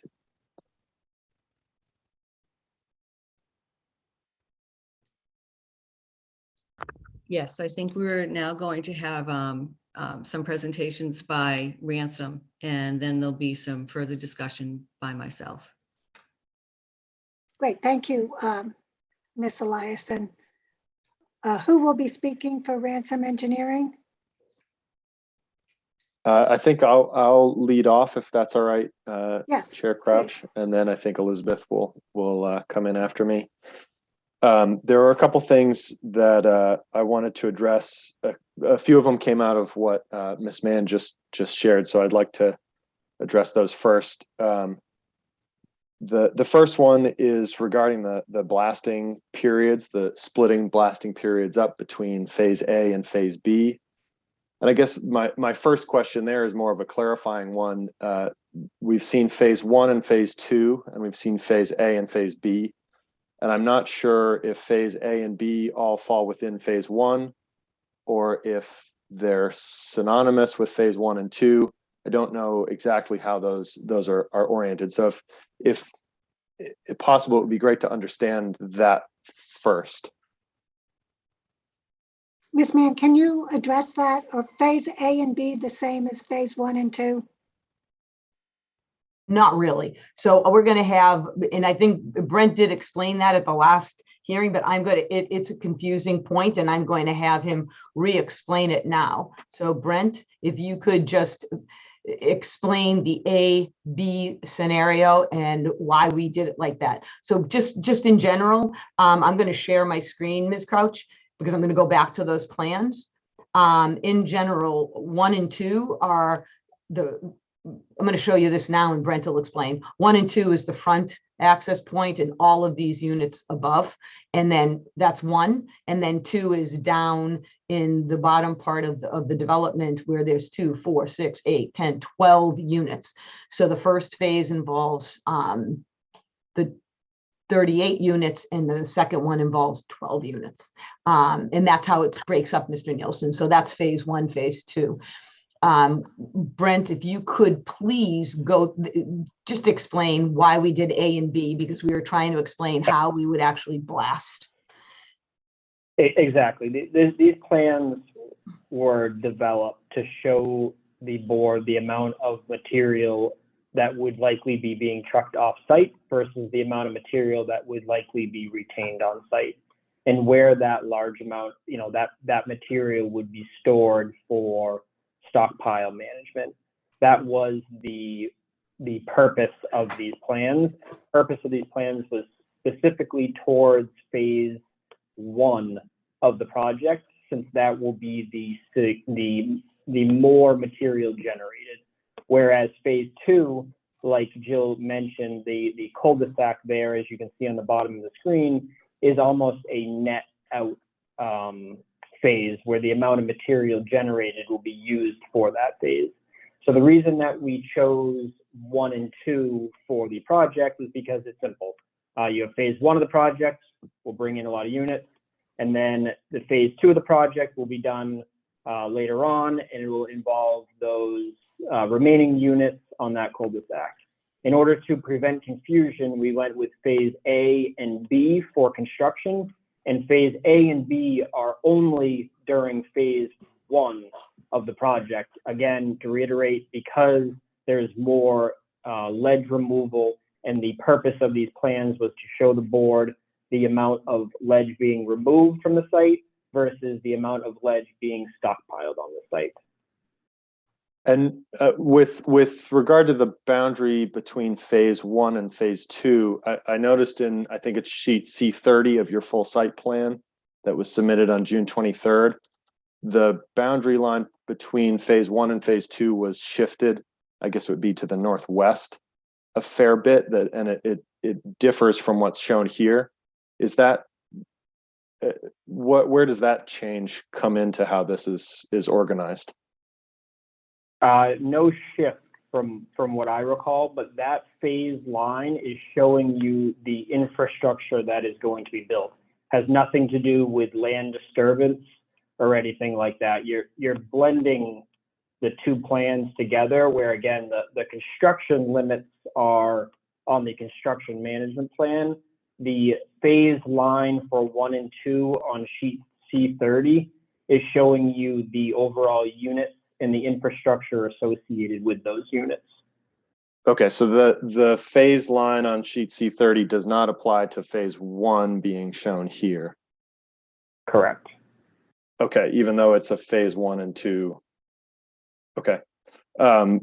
So I guess moving on from that, the next question I have is related to splitting the blasting up. So in your schedule, you show that the blasting, your primary blasting period when you're going to export all the ledge that's going to be exported will happen during phase A, and there'll be additional blasting during phase B, which is, if I'm not mistaken, a couple of years later, potentially, because it's after vertical construction. That blasting period, has that been, are you planning to take the same steps in terms of managing that blast rock during phase B as you are during phase A? Meaning, are you going to rebuild a muck pile management area somewhere else on the site and wash all the rock and do all of that again? And if so, how does that fit into the plan for the blasted rock management that GEI has put together? So the answer to those questions are yes, we're going to replicate the testing protocol. And that was actually discussed. We can't, all the blasting will still require in rock processing doesn't really subscribe to A, B, 1, 2. It is simply what will happen. And we will have a muck pile management area and we will test. That's what the point of those conditions in the testing protocol is. So the answer to your question is yes, because all of that material will remain on site. None of it will be hauled, so all of it will be tested. And so presumably that'll be constructing a second muck pile management area, because phase A will require building in the area. Yep. Where, okay. And you don't really, yes, you clear the muck pile area management and we will actually construct a sediment bay. And that's how we'll do it again, but it'll be much, much, much smaller because the amount of material is exceptionally reduced. And I mean, in terms of the total amount stored at any given time, I don't know if that really holds true, but I guess that's more conjecture than anything else. In terms of the overall time frame, I see, from phase A and B here, you go out, I think it's 1,400 calendar days thereabout to the end of vertical construction. Is that correct? Yes. And what's the total time frame from the start of any work to the end of phase 2? I don't know what you're asking. It's shown. I don't understand the question. Say it again.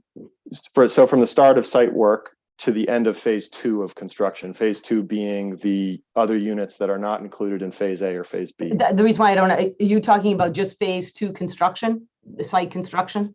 No, the total duration of construction for the project. So the time frame at which the project will no longer be under construction. That isn't really, okay, so I'm going to answer it the only way a lawyer can. That is not a relevant question. So each individual type of construction is relevant. So if you want to know how long we'll do this site work, the blasting, blah, blah, blah, blah, that's clear. The reason why we have, vertical construction like that for homes is totally different. It's not the same type of construction.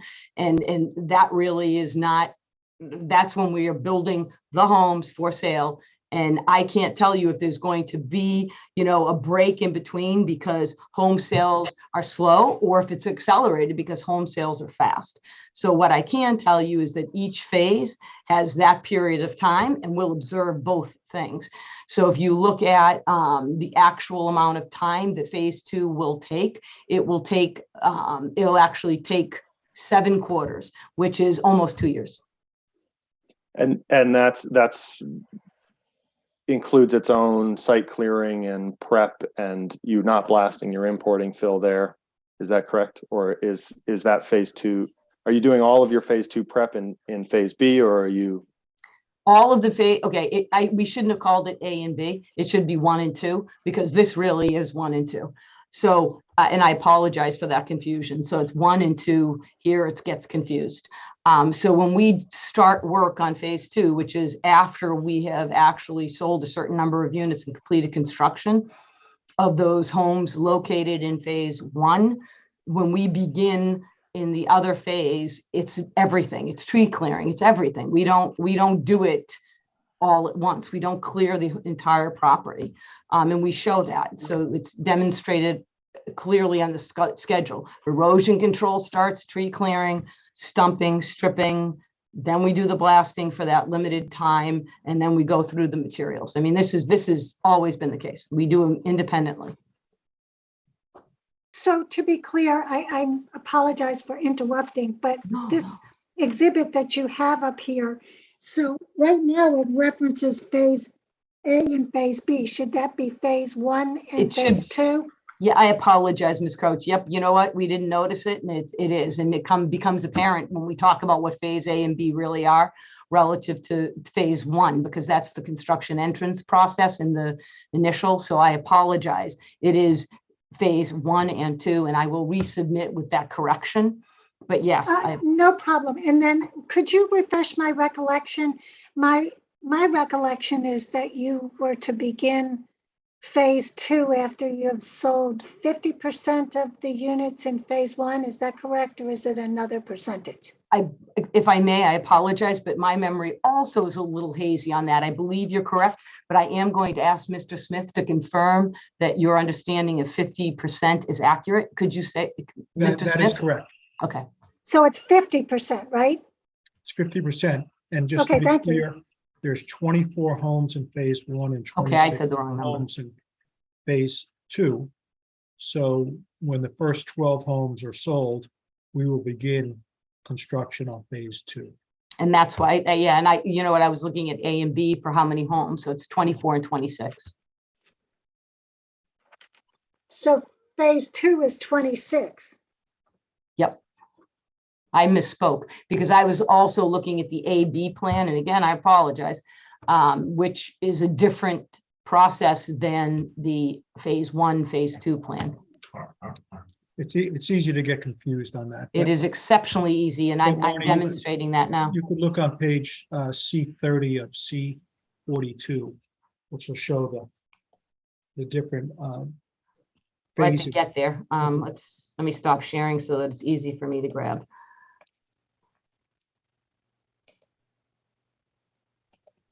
I can share, Jill, if you want. I would love it because I'm going through 6 screens to get to it, Brent. It would be lovely. Thank you very much.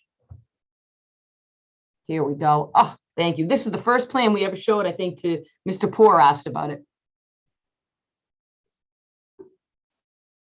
That's what, and this is what Mr. Nielsen was talking about.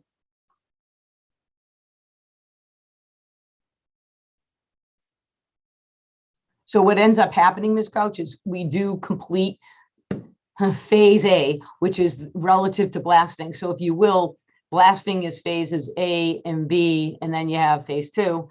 But with regard to the sales of units and how much infrastructure we're going to put in, the roadway that you will see if you go out there at the end of phase 1 will be up to units 43 and 12, and then you'll see a temporary cul-de-sac at the end for fire protection purposes. And then once 12 units are sold, then we will begin to construct the infrastructure to go around the loop. But at that point, we have done all the clearing in that loop, which we show you. And then the remainder of the clearing work is all that infrastructure and clearing necessary between units 31 and 30 and going into the cul-de-sac. Brent, if they have additional questions, I'm going to let you answer them. Is this phasing approved by the fire department and what they would need to turn a truck around? Yeah, yes, it has. We've met a number of times with the fire chief, both the temporary cul-de-sac that you could see on page C30, and also, of course, the cul-de-sac at the end. The ghosted circle there at the end? Yes. I see. Thank you. Mr. Nielsen, do you want to continue? Yeah, the only question I have with this, I guess, is if the clearing for phase 2 is not happening during phase 1 construction. I believe the rock crusher footprint falls in phase 2 here. Is that true, or? The rock crusher footprint was revised on the last construction management plans to be within phase 1. And that is shown on the plans that were distributed and they're part of that PowerPoint. For some reason I can't read the unit names, but for some reason I thought it was, and there's 2 or I guess there's 4 units just below the first straight section. They're on the lower limb of your sort of pear-shaped loop here, and for some reason I thought that last set of drawings had the crusher in there. Is that? It's right about here, the crusher in the last set of drawings. Am I right, Brent? Yeah, it's in through units 47, 48, 49, and 50. Because it had to be in an area where there weren't units. But that's within phase 2, isn't it? No, again, that's phase 2, which is why the rock crusher's there for phases A and B. When we start phase 2, we'll have to relocate things. Okay. And again, it's a much smaller footprint because we have a much smaller blasting zone. And we'll clear the areas and go accordingly.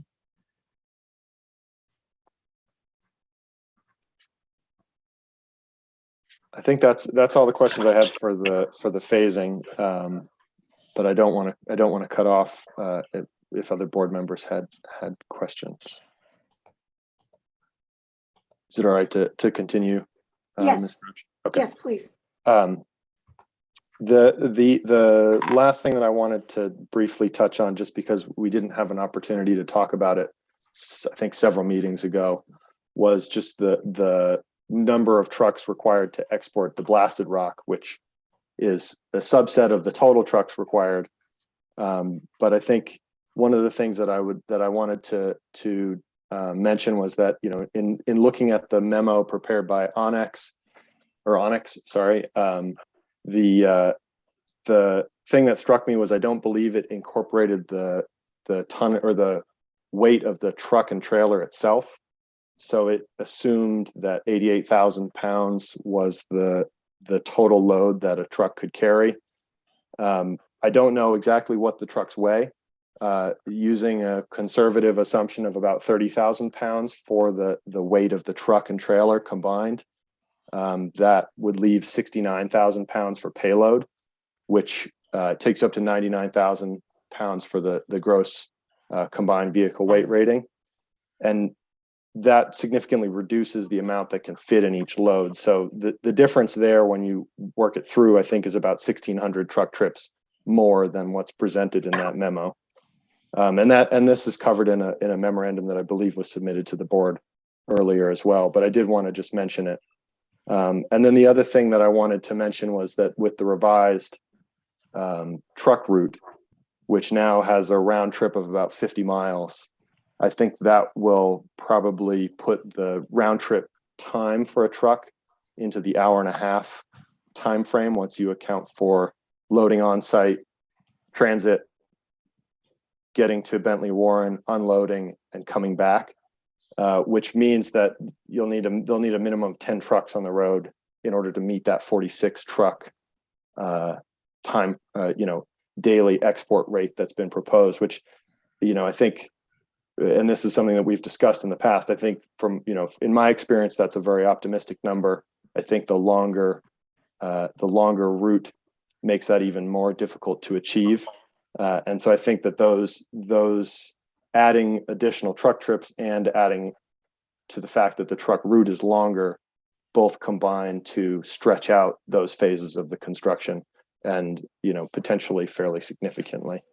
So relative to all those questions, those are simply conditions. I mean, with all due respect, I think that John Onyx has a lot of experience, and I understand you've done math and done scientific analysis, but John Onyx did prepare that, Durkin, excuse me, prepared that based on historical and professional experience. I mean, he's right now in the process of hauling 400,000 cubic yards in the community. So I'm fairly confident in his numbers.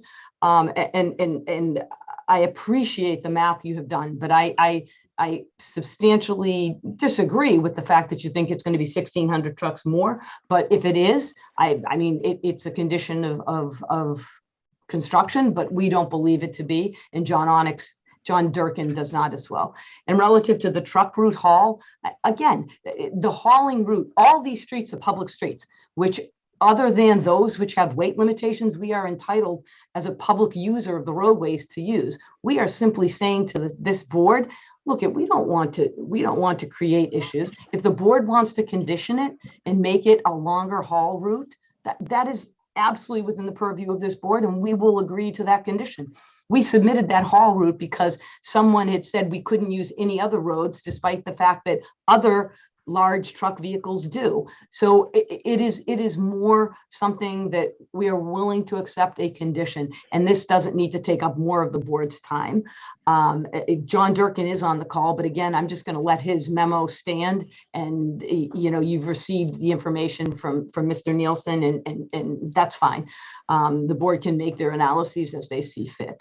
And that's about it with regard to the haul. So we can kind of move on to whatever else there may be. Madam Chair, if I might, point of order. I understood that the process would be that we'd be able to do our presentation, each party uninterrupted, and that the applicant would get a rebuttal at the end. But having constant interruptions really makes it difficult and prolongs the whole process. And I apologize. I was asked questions in the previous one and there was interaction. So I guess the whole protocol kind of got muddled in my mind. There was no intent to actually disturb, but Mr. Nielsen had asked prior questions. That's why I'll refrain from any commentary till the end. Thank you. Okay, Mr. Nielsen, you can continue. Thank you. I think that's the end of what I would like to present, but I think that Elizabeth Ransom wanted to provide some more commentary. So I'll pass things over to her. Okay, thank you. Hi, thank you very much. I'm going to just discuss briefly the SWIP, and the board, just to refresh everyone's memory, received an initial SWIP that we then commented on the draft.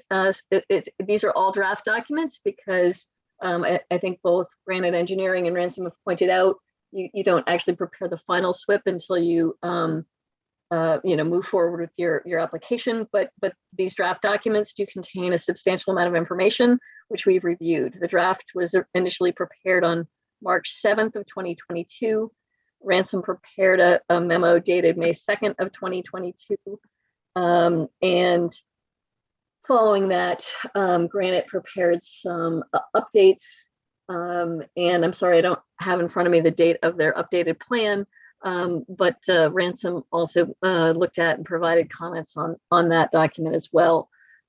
Before I go into, and I think given the lateness of the hour, I'm not going to enumerate the sort of here's what they responded to and here's what they didn't. I'm going to make some general statements, and if the board would like me to kind of enumerate anything, I'm happy to provide that. I understand that Mr. Emery is going to provide something after tonight's meeting, and if it's helpful to the board, I can do that as well. I do want to point the board to a piece of their bylaw where I'm kind of coming from in reviewing this SWIP.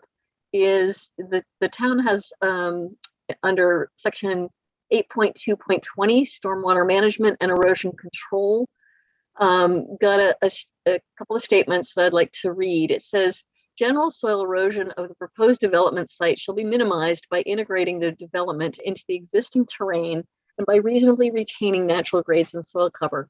During grading and construction of all improvements, including all structures and infrastructure improvements, erosion of soil should be minimized using best management practices. So while the SWIP and the overall design, the work that Granite Engineering is doing, what we've been going back and forth and discussing in these comments is really, how they're applying best management practices to the work.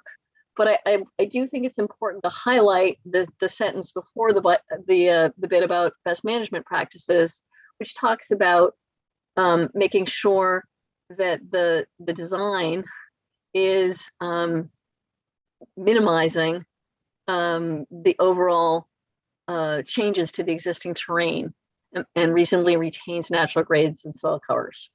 So I just point that out because I think sometimes we get into these discussions on the meetings or we go back and forth on the memos and we're talking about some of the finer details of, hey, if you're going to do this, how do you improve what's been provided for written documentation?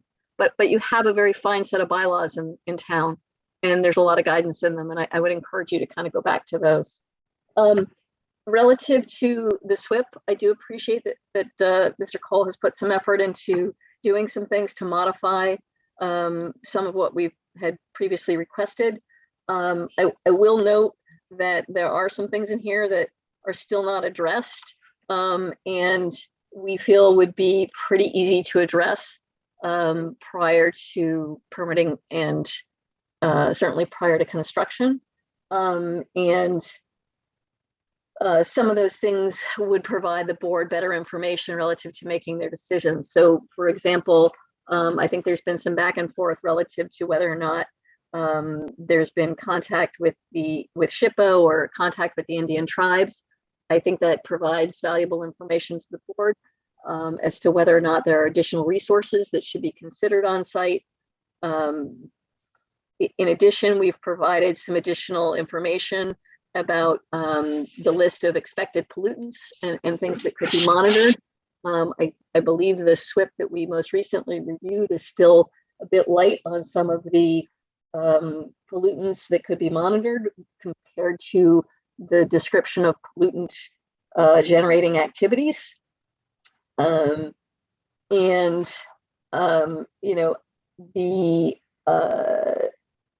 are still some sections of the SWIP that we feel are not completed, and it's unclear as to whether or not the applicant believes they apply to the project. So if they feel strongly that they don't apply, I believe those could be indicated to the board. And if they do apply, they should certainly be filled out, even if in draft form at this point. The only other sort of thing I guess I'd like to highlight, and like I said, I can kind of go point by point through my previous memo. I'm not sure if that's helpful to the board or not, but I think the one thing I'd like to also just kind of ask a question of is, I believe the applicant is familiar with the fact that the federal rules regarding the long-eared bat are changing. And I guess I'd be interested in understanding sort of how they plan to approach that relative to their SWIP and their construction process should the bat be soon labeled as an endangered species.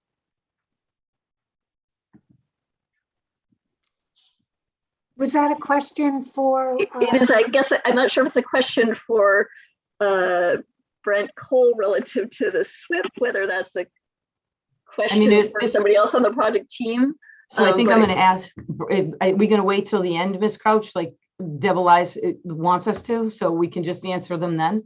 Ms. Eliason, this is your call. If you would like the question answered now, we can have it answered. I'm fine with questions being answered, Madam Okay, Chair. thank you. Thank you. So if anyone can answer that. So I'm going to ask Brent. I mean, I just need the board to understand that SWIPs are never done in this process. They wait until the project's approved and then you file. So we did an initial research relative to the Indian tribe. We did look at the priority habitat, which is always required because we file for a notice of intent. We did all of the background work, but there are many things that just don't get done until the SWIP is prepared and the project's approved. We are going to comply with all requirements. We're going to do all testing, and we have so many other testing requirements relative to blasting, relative to monitoring, relative to the storm, that they all have to be integrated, and they will be. We did go through Ms. Ransom's memo in detail, and Brent is going to tell you the things that he changed to update it. But I think that everybody has to understand that we are going to provide that information, and that to provide it now is simply, it doesn't make sense until we actually are at the point at which we have approval, because the SWIP is not part of the approval. Go ahead, Brent. I mean, Jill, she explained it very, very perfectly. I mean, this is a document that we've never submitted to the planning board for. We have submitted it here. We actually had your peer reviewer do a review on it, and they came back and they said, based on the draft review, this meets the typical SWIP protocols. A lot of this information that Ms. Ransom is discussing is information that's just not done right now. It's done for the contractor at the time of construction. That goes into the long-eared bat situation. We deal with fish and wildlife. We submit our IPAC. We see if there's any issues with our site. There's a consultation done. It's a very, very easy process. Please don't be alarmed by Mrs. Ransom's comments. It is a common thing that we do with construction projects almost weekly at this point. The SWIP is very scrutinized. We have a very robust erosion control plan in place. The SWIP only enhances that and puts the ownership on the contractor to make sure they fulfill those duties to comply with the EPA. We've done that. The peer reviewer, we've actually gone a step further, and we've agreed to the peer reviewer doing a final review on the SWIP prior to construction. So the peer reviewer will see the final SWIP in its final form to do a thorough review before construction is in place. We have done everything in regards to the SWIP. I'm actually quite surprised we're talking about a SWIP and erosion control at this point in the project, but we have done everything to make sure we satisfy those requirements. And as a point of clarification, I think we fully understand that this is a draft document and that there are items in this that won't apply until you actually get rolling with the project. But I think given the length of the time that this construction will be happening and the many useful things that are in a SWIP to help the board answer questions relative to the local bylaws that they need to enforce, the reason we've kind of commented so heavily on some of this and the fact that some of this information would be useful to include is that some of it is sort of low-hanging fruit, right? It's pretty easy to make the consult happen and get the information. It's also easy to start planning for what happens if the long-eared bat rules change and it extends your construction schedule because you now have to avoid pupping season and you hadn't counted on that. So these are things that we feel are reasonable to be asking about for the board in terms of helping them understand the long-term potential impacts of the project. And this goes to a lot of the things relative to compounds being monitored as well. So I fully understand. We prepare a lot of SWIPs as well. I understand, kind of what they're designed to do, but I think sometimes these documents are what the board's relying on to make their decisions, and the applicant's ability to make them as robust as possible really helps the board make a sound decision on the project. And as I said, Ms. Crouch, if it's helpful to you and the other board members, I'm happy to supply an update to my memo. But I think in the interest of tonight's discussion, I know there's still a lot to cover. I'm also happy to rest here. Ms. Mann, would you have a problem with an update to Ms. Ransom's memo? I know she did supply us with a very detailed analysis of the SWIP, but if it has been amended, I don't see the harm in that. Sure. I mean, I think I would because it's being delivered tonight, and honestly, her memo stands, and the only amendment would be, my guess is to continue a complaint that was in the original that we didn't address. I shouldn't say complaint, I apologize for that. Continue an issue that was already in. So yes, I'd say it's unnecessary. We all have that document in front of us. We all have the SWIP that Mr. Cole presented. So at this stage, I just think it's redundant and it's material already presented, and delivering it again tonight is not worthwhile. Well, Ms. Ransom, then would you just please, if you can, summarize the points that you would make? I know you have one with respect to a long ear bat. Sure. I guess maybe Not experts. the easiest thing might be for me to go to my memo of May 2nd, and I'm just gonna, I apologize, my bullets are not numbered, but I'm just gonna call them out as if they were numbered, and I'll tell you which ones I believe are still not addressed, and then we'll leave it at that. I'll try to move very quickly. Second bullet, not addressed. The fourth bullet, not addressed. The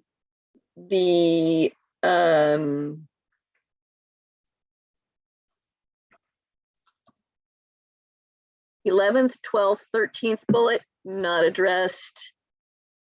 15, 16, 17, 18 are not addressed. 21, 22, and 24 not addressed, although I will say 24 is much improved. And then, as I noted, the new comment about the change to the long-eared bat. Okay, thank you. I think that when the board begins its deliberations, we can take a look at that with the information that you just provided us. And I know your initial comment was very in-depth and thoughtful, so we'll take note of that. Thank you. Appreciate the opportunity to comment. Ms. Eliason, would you like to speak now? Yes, thank you, Madam Chair. That is, I should just, I apologize. Did anyone have any questions for Ms. Ransom at this point in time? Marnie, there was a Q&A from an anonymous attendee to have Mr. Nielsen, Ms. Ransom, and Ms. Eliason state their credentials, who they are, where they're from, and who they're presenting on behalf of. So Ms. we all know each Eliason, other very well, but maybe not anyone in the crowd. Could you take Yes. care of that for everyone? Yes, and I in- apologize for that lapse. We've been here so often that I forgot the protocol. My name is Deborah Ellison, Ellison Law Office, 63 Middle Street, Gloucester, Mass. I represent Save Tobacco Trails and Watershed. With us tonight are consultants from Ransom Consulting, and Elizabeth Ransom and Tom Nelson are from that company, and they also represent Save Tobacco Trails and Watershed. So if I may proceed. Yes, please. Thank you. Thank you. First of all, I'd like to address briefly Mr. Tarr's affidavit that was presented to you previously. I'm not going to argue whether it's an affidavit or if it's a declaration. It contains his personal observations, and they were under the pains and penalties of perjury. And I am, due to the late hour, going to allow the affidavit to speak for itself, but he is here tonight if anyone has any questions or any concerns about whether the affidavit did reflect his personal observations. John Cole also sent a letter to the planning board explaining how the affidavit came about, and I don't think there's any need to address that any further. We thought this was important information for the planning board because the status of the vernal pool could directly impact the developer's plans. It's within 100 feet of the blasting and clear cut areas, and it could be within 100 feet of the entrance. But as we all understand, this is something that is going to be addressed through the appeal of the Conservation Commission. And it's not something that this board will be making a decision on. It's important, however, to note that the wetland determination is not final and that there could be a reconfiguration of this project. because the applicant did go into such detail about why they believe it is not a vernal pool, I would ask Mary Rimmer from Rimmer Consulting to briefly explain how this differs from, the state law differs from the town bylaw. And I don't know whether she needs to be promoted.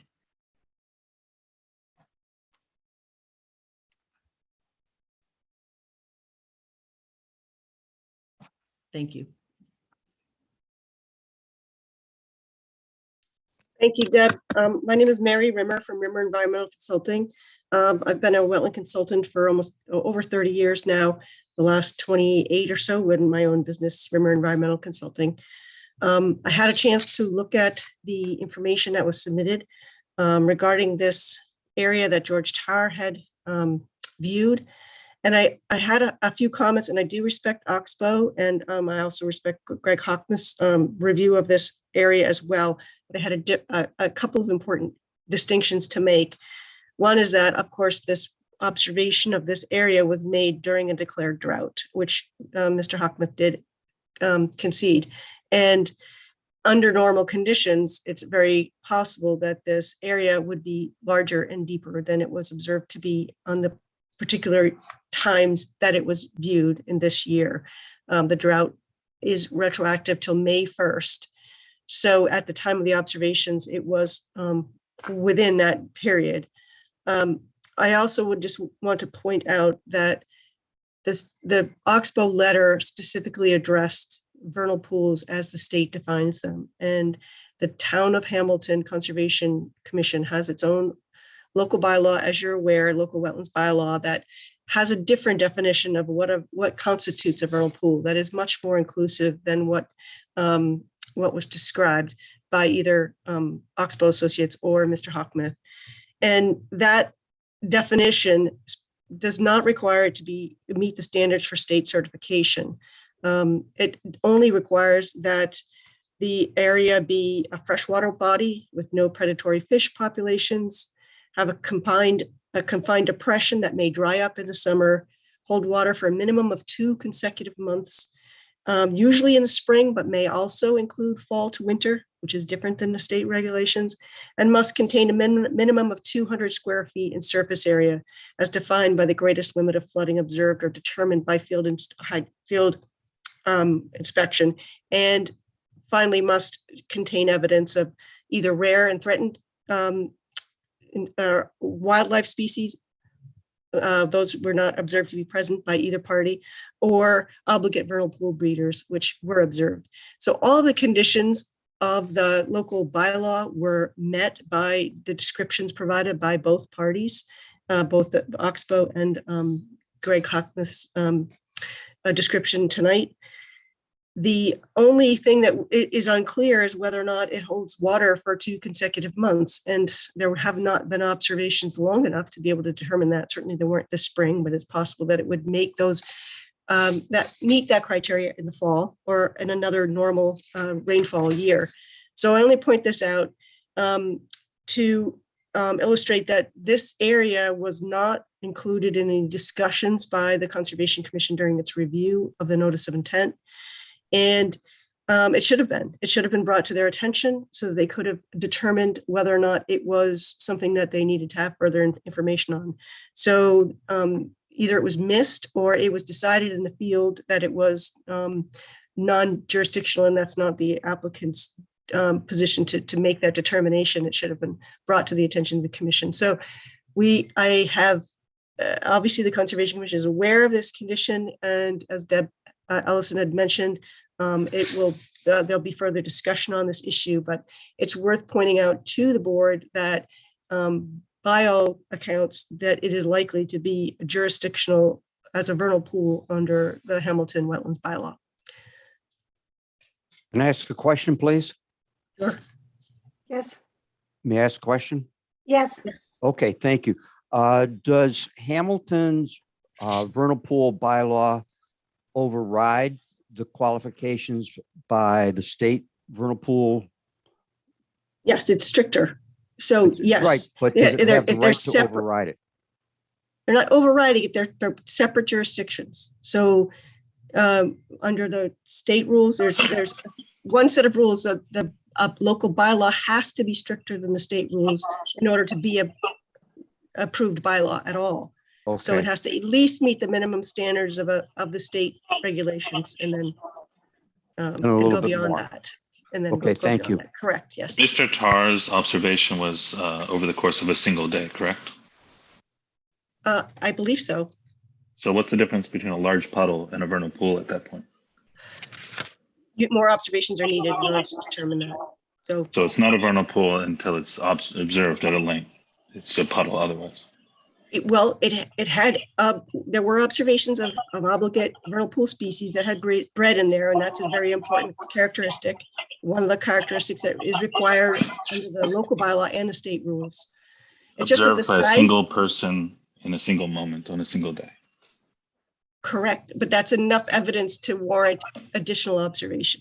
Just, that's my only point, is that there wasn't enough information collected to make a determination whether or not it would qualify under the bylaw, but it appears to qualify if it meets the 2 consecutive months of holding at least 200 square feet of water.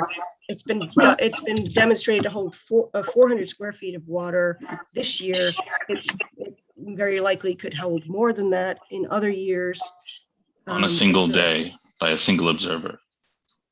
it wouldn't have been a single day. It would, you can infer that the water has been there for long enough for breeding activity to occur and the eggs to develop to a certain point at the point that they were observed. By a single observer on a single day, correct? You keep saying that. It certainly wasn't by me. No, don't talk. I wasn't allowed to be on the Excuse site. me, can someone who's causing this interference put themselves on mute? That's Thank you. So it would have been observed by Mr. Hockmuth, by Mr. Smyers, presumably by the conservation agent. I'm not sure about that. So there were several different eyes on it over a period of time. Marnie, can I make a observation here? Sure. This is not relevant to the planning board. We have no jurisdiction. This is a determination that was made by the Conservation Commission. It's been appealed. That's being outside our purview. I don't understand why we're being presented this information. Well, I think Ms. Remmer admitted as much, and she said it was within the purview of the Conservation Commission. So I think with that said, Rick is right. I mean, it is not something that we can make a determination. We have no expertise in that area in any event. So at some point in time, the issue will be resolved one way or another by the appropriate body to do that. I just wanted to provide some clarifying information in response to Mr. Hockmuth's earlier statements on the same issue. Yes, thank you. Correct. And we agree, Ms. Crouch, that this is an issue that will be resolved at the appeal level with regard to the Conservation Commission. And it is our position that the filing was incomplete. But the reason that we brought it to your attention is so that you would understand that the wetlands delineation is not finalized and that there could be potential reconfiguration necessary of this project in the future. And the only reason that I did bring Ms. Rimmer in beyond relying on her memo is because of Mr. Hockmuth's testimony. But I'm happy to move on from this. Yes, please. Thank you. If I might share my screen, I'd like to talk just for a minute about the trails. Sure.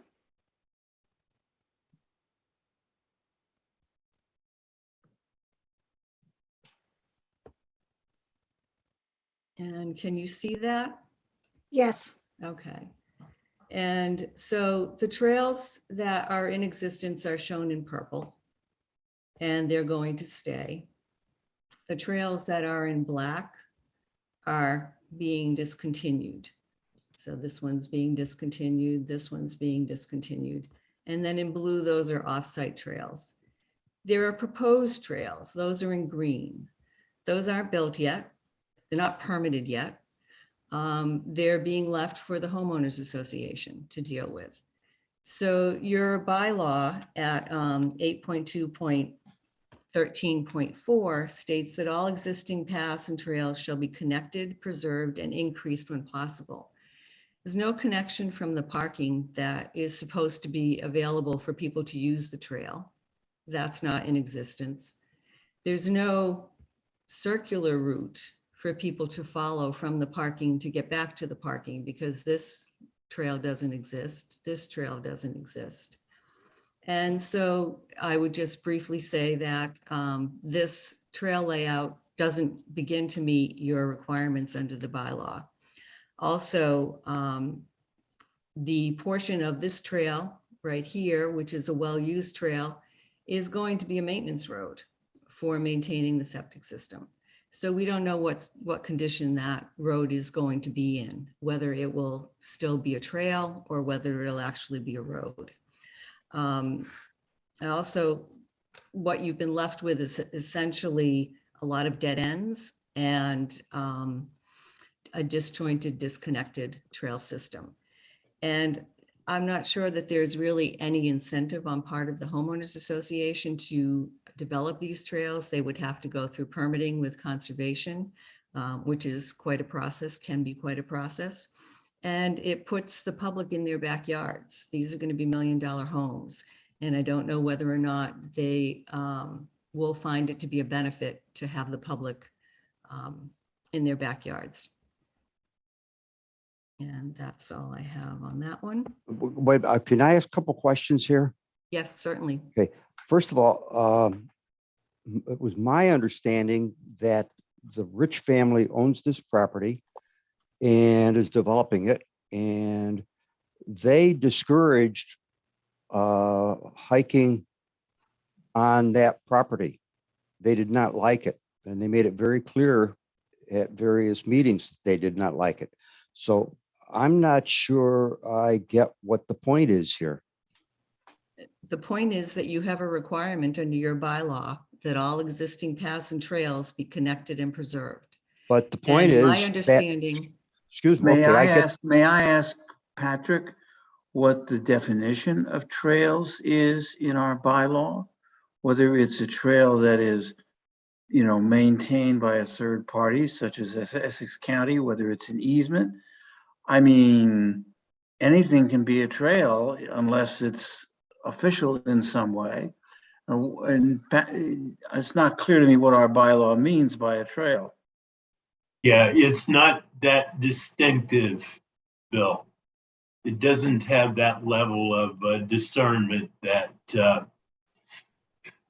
would hit the nail on the head in this discussion. and I think the problem is that the Rich family did not like and made it clear they did not like walking on that property, hiking on that property. So since it was their property, those trails from their point of view don't exist and don't have any standing. So I don't think, I have a serious question whether that kind of trying to, whatever you're trying to do, Ms. Eliason, I don't think it's going to hold up anywhere because it wasn't condoned by the property owner. Mr. Boroff, with all due respect, I believe that the testimony has been that for many, many years, the property owners did allow access to the They property. did not allow access. That's my understanding. That's not my understanding. I think that Okay. was a recent development. I beg to differ If- because I remember hearing members of the Rich family standing up and saying they did not. Richard, I think the testimony long ago was that the father, prior to their inheritance, allowed access to the land That's generally. correct. That's And correct. that the children have said no. And Richard, that's really irrelevant because the applicant has indicated that it intends to promote trail access. It has provided a parking area that it indicates can be used for trail access. So regardless of what the Rich Duval family has done in the past year or so, the applicant is promoting the use of trails as part of its application. So while I appreciate your comments, they're not really pertinent to the Right. present So the whole discussion. question is moot is in that sense, is it not? No, you didn't understand, I don't think, what Miss Eliason was attempting to say about Okay, that's very the possible. access. And with regard to the question of whether there's any definition of trails, there is not. So it would be up to the discretion of this board to determine what were existing trails or not, and whether they had to be legally established trails or if they were trails established by common use. So I think that's a discretionary decision the board has to make. I'd also like to address some of the items that Attorney Mann mentioned in her letter of June 16th, 2022. I did not get a chance to address it at the last meeting, which was continued. With regard to the conventional plan, the developer does continue to argue that their conventional plan can be developed. It's not a requirement of approval. There's no requirement that they provide a conventional plan. And it's certainly not the planning board's decision to determine whether a cluster development is better than a conventional plan. That's not one of the standards in your bylaw. So yes, they're developing these plans and giving you these plans over and over again to say that make you concerned what will happen if you do not give them their special permit.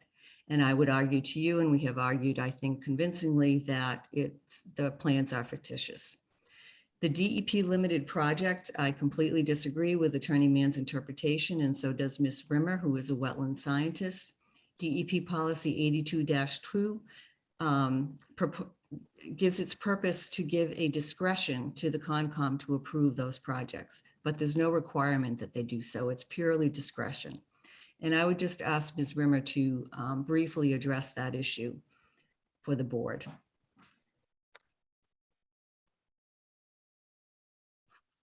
Thanks, Deb. And I was asked to take a look at it. One particular conventional plan that was presented to the board at one point that had wetland crossings within it. And it was pointed out that those would qualify as limited projects. And the very first criteria for a limited project roadway crossing under the State Wetland Protection Act requires that that it be constructed.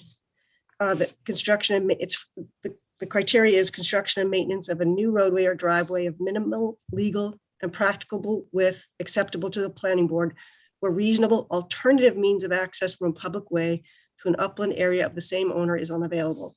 So the limited project provision only applies when the only way to get to upland of the same owner is to cross a wetland. It does not apply for secondary crossings or for other additional crossings. There clearly is a way to access the site without crossing wetlands, which is where the entrance road is. So that was primarily the point there, was that to address the limited project status that has been claimed for some of the conventional subdivision plans that were presented to the board. Does that clarify, Deb, what you were referring to? Yes, thank you very much. Sure. The other issue that I'd like to address is Mr. Hockmuth's testimony, and the applicant continues to state that he was talking about the shared system when he said, but the fact remains the soils on the east side of the BVW that bisects the property, they're just not suitable, mainly due to shallow ledge as well as location of wetland resource areas. I've provided you with the testimony transcript as well as the link for that, so you can listen to that yourself. But the purpose of that whole discussion was to determine whether there was any alternative development possible. And if there were alternative development options, then those should have been presented at that time, and they weren't. So I would suggest to you that the statement applied to the property generally and septic systems generally, and not just the shared system. And I agree with the applicant that the Brian Rich plans are purely concept plans. They're an engineering exercise, and she's stated that to you. So I would suggest that the only reason to have the conventional plans here is to continue to make you concerned about what the alternative will be if you do grant the special permit. I also had a couple comments on comments, I guess, with regard to Mr. Emery's comments on the washing of the rock. it appears that if there isn't a half an inch of water from rain, that the rocks will have to be washed. And I guess the comment I have is that Hamilton is now in a water ban. And how will that half an inch of water be applied, or where will it come from to wash the rocks? And will it be exempt from the water ban, or will people not be able to irrigate their gardens, et cetera, but the development will be able to wash the rocks?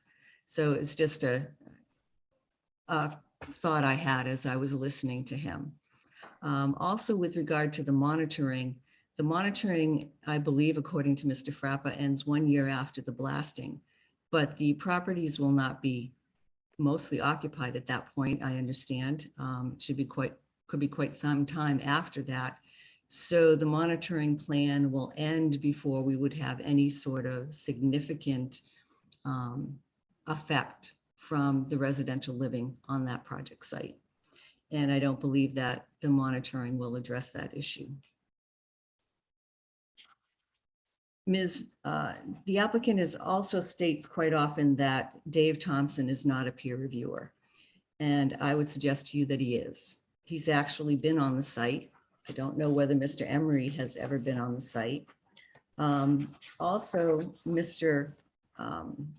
Thompson was specifically asked by the planning board to review information provided to the planning board by both the applicant and the opposition. And he's eminently qualified. I don't think anyone can say he's not.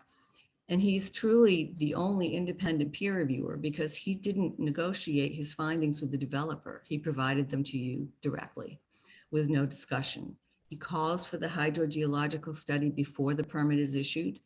And he calls for a review of the project as a whole and not just the blasting component. And so I would suggest to you that you should review his comments closely and think about them as you go through your deliberative process. With regard to the use of Tobacco Road, the developer has significantly walked back their earlier statements. They stated that there would be absolutely no parking or staging in the town of Hamilton. That's what their note says. I don't think that's quite possible since the property's in the town of Hamilton, or along the truck route or along Tobacco Road.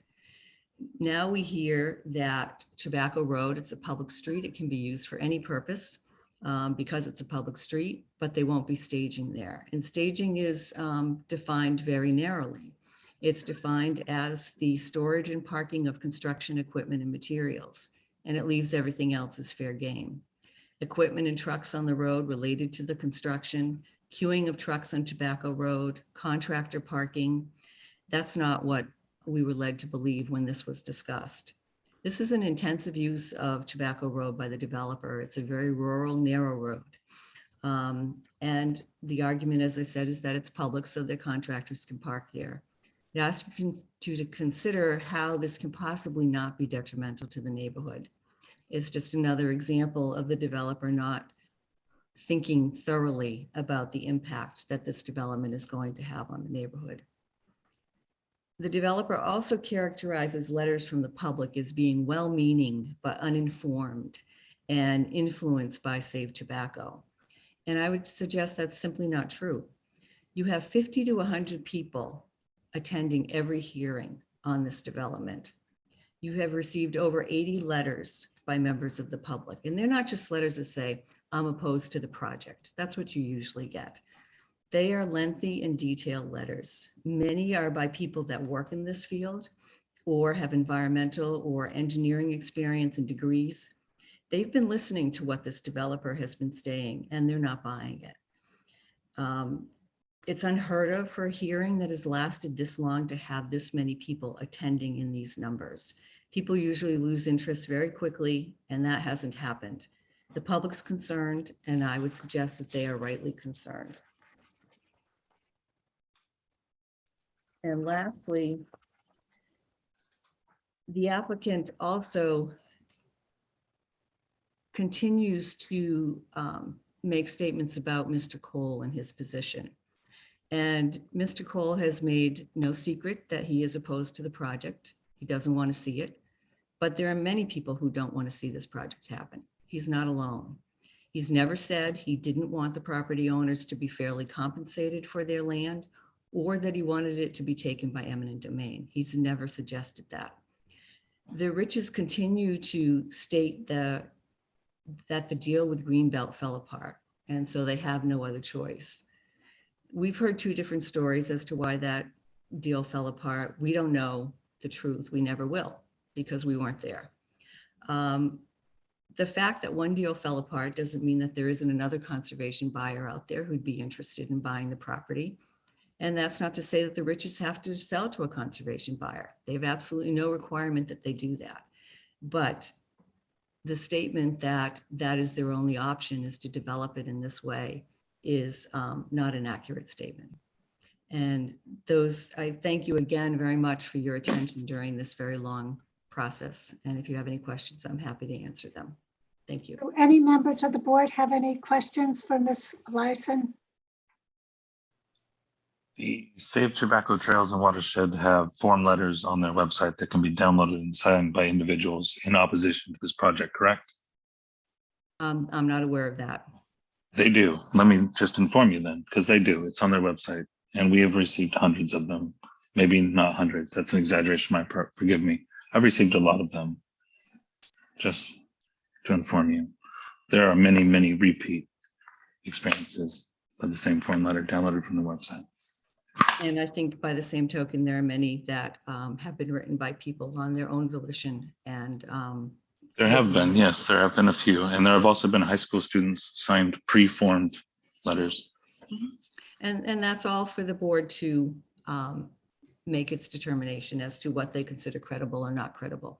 Correct. And I just want to call it out as a spade, or however we say that. These are the things that are occurring. Yes, thank you, Corey. But Ms. Ellison, you're absolutely right.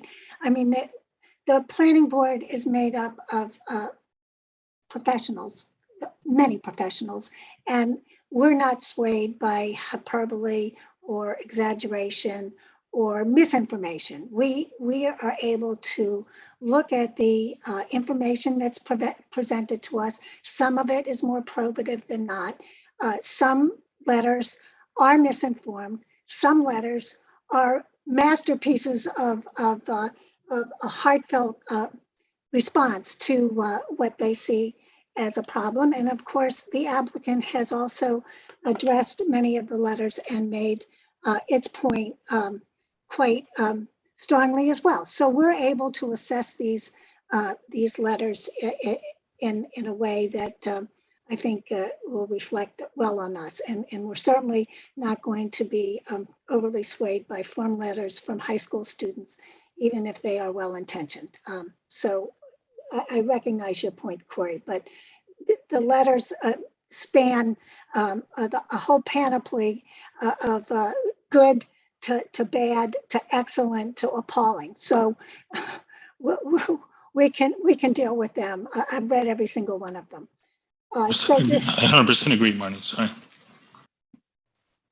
I'm 100% agree. There's no Thank you. provision in our bylaw that says we have to address letters from the public if they have not come before the board and presented themselves. So we can take note of the letters, but I don't think any that we can tally the letters and vote according to what the opponents versus the proponents of this project say in a letter. So I think it's background, it's informative in many cases, but it won't be determinative. So does anyone else have any questions for Ms. Ellison or Ms. Rimmer or Ms. Ransom or Mr. Nielsen? Do we have any hands raised from any members of the public? Yes, there are two hands up, John Cole and Nancy Peterson. I don't know who had their hand up first, but could you recognize both of them? Yes.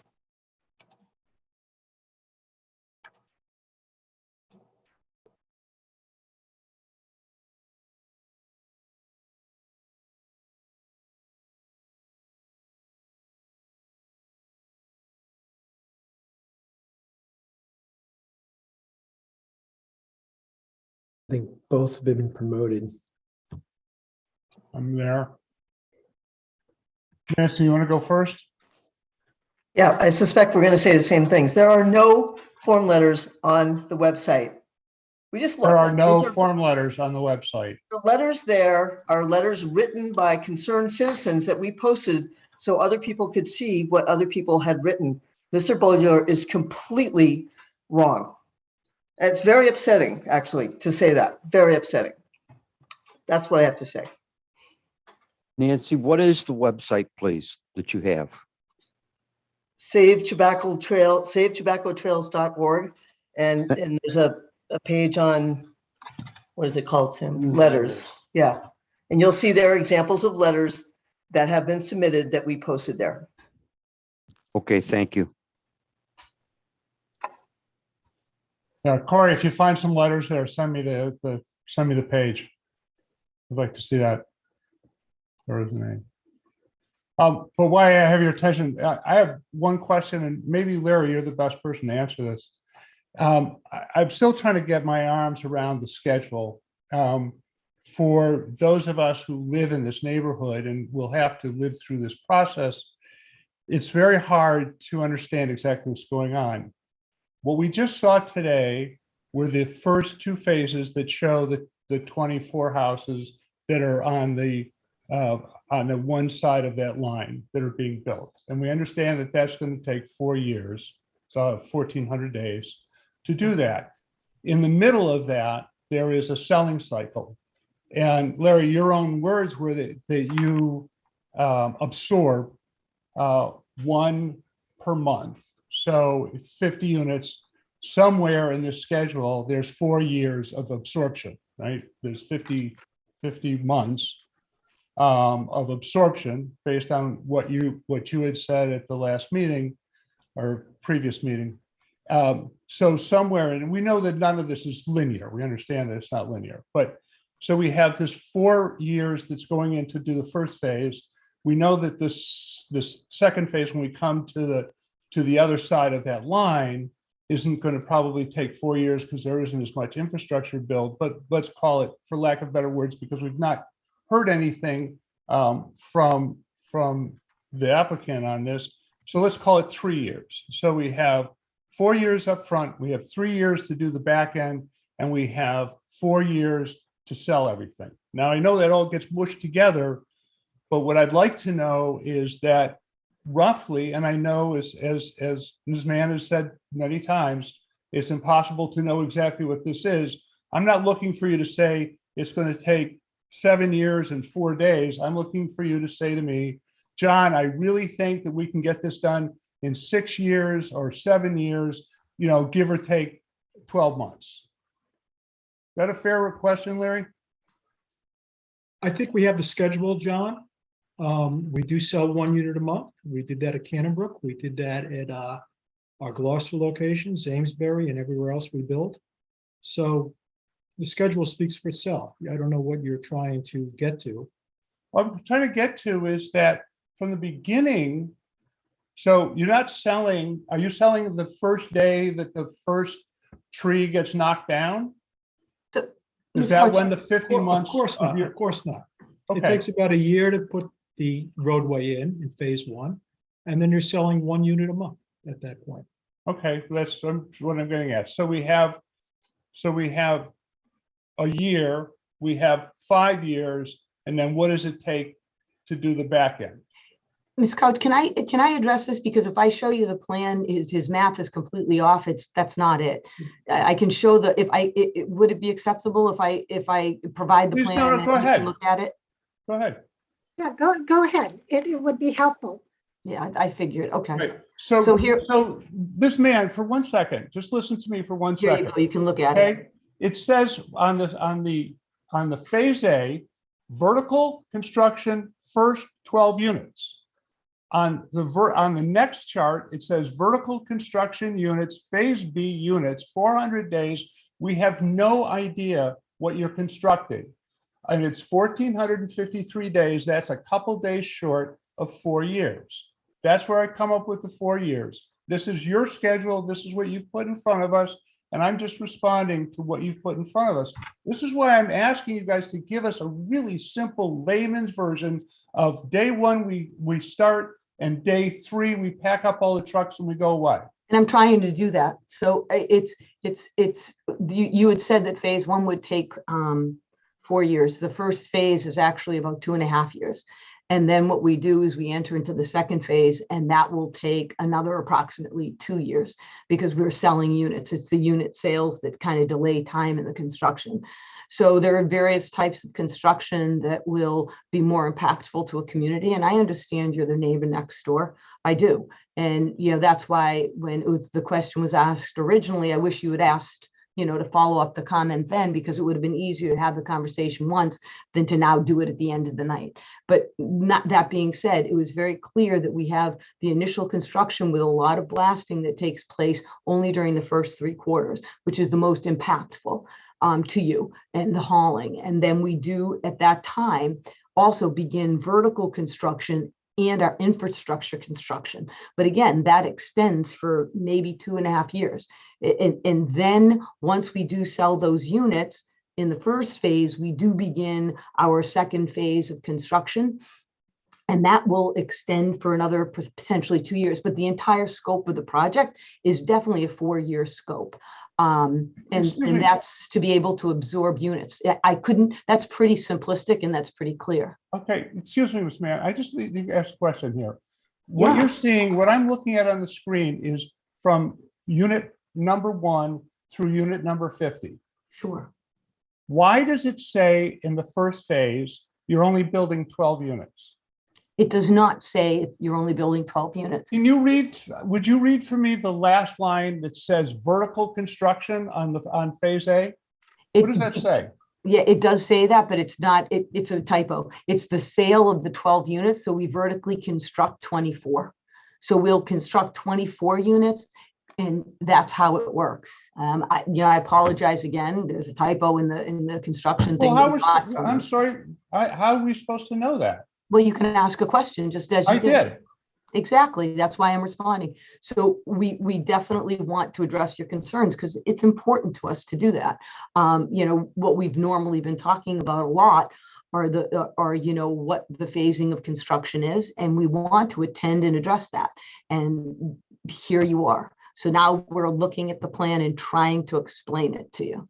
Okay. So if I understand then what Mr. Smith just said is that somewhere in at the end of the first year of what you call phase A up here, all right, he will start selling, and that starts the 50-month schedule. So we'll start actually conveying. So we're now saying at probably the minimum that we're talking about is 50 months to sell all the units and another 12 months to do this first thing. So we're at 62 months to build the project. I don't know what you're talking about. I apologize. Could it take up to 5 years because the sales? Yes, it could. The vertical construction could hold up and could be delayed. I'm not going to tell you it couldn't be. Yes. But that part of the construction element, vertical construction is much different than infrastructure construction, but it could take time because it could. We don't know. How can you predict the market? But the point is when you look at the other aspects, it's very clear what the construction timing will be. And that's pretty firm, other than maybe some, dislocation because, maybe the board puts a condition on relative to how many trucks per day. I don't know. Maybe we have really bad weather. Maybe we have great weather. It's possible it can be accelerated. It's possible it can be decelerated. These are estimates. Could I just interject? I understand that completely. I'm just trying to get a ballpark number from you guys. 4.5 years. What's that? 4.5 years. Doesn't match any of the math that you've given me. If you take 1453 and divide it by 365. It's 4 years. Yeah, and Larry said 3.9 years, yes. What's that? Yeah, 3.9. 4.93 years, yes. Yep, 3.9 4.93 years. You're correct. All right, and Mr. Smith said it takes 50 months to sell it. And he's gonna have to, he can't start selling until a year into the project. Well, All right, so you have a 4-year project and it plus 1 year to go out to the back end. So to me, that sounds like it's a 5-year project at minimum.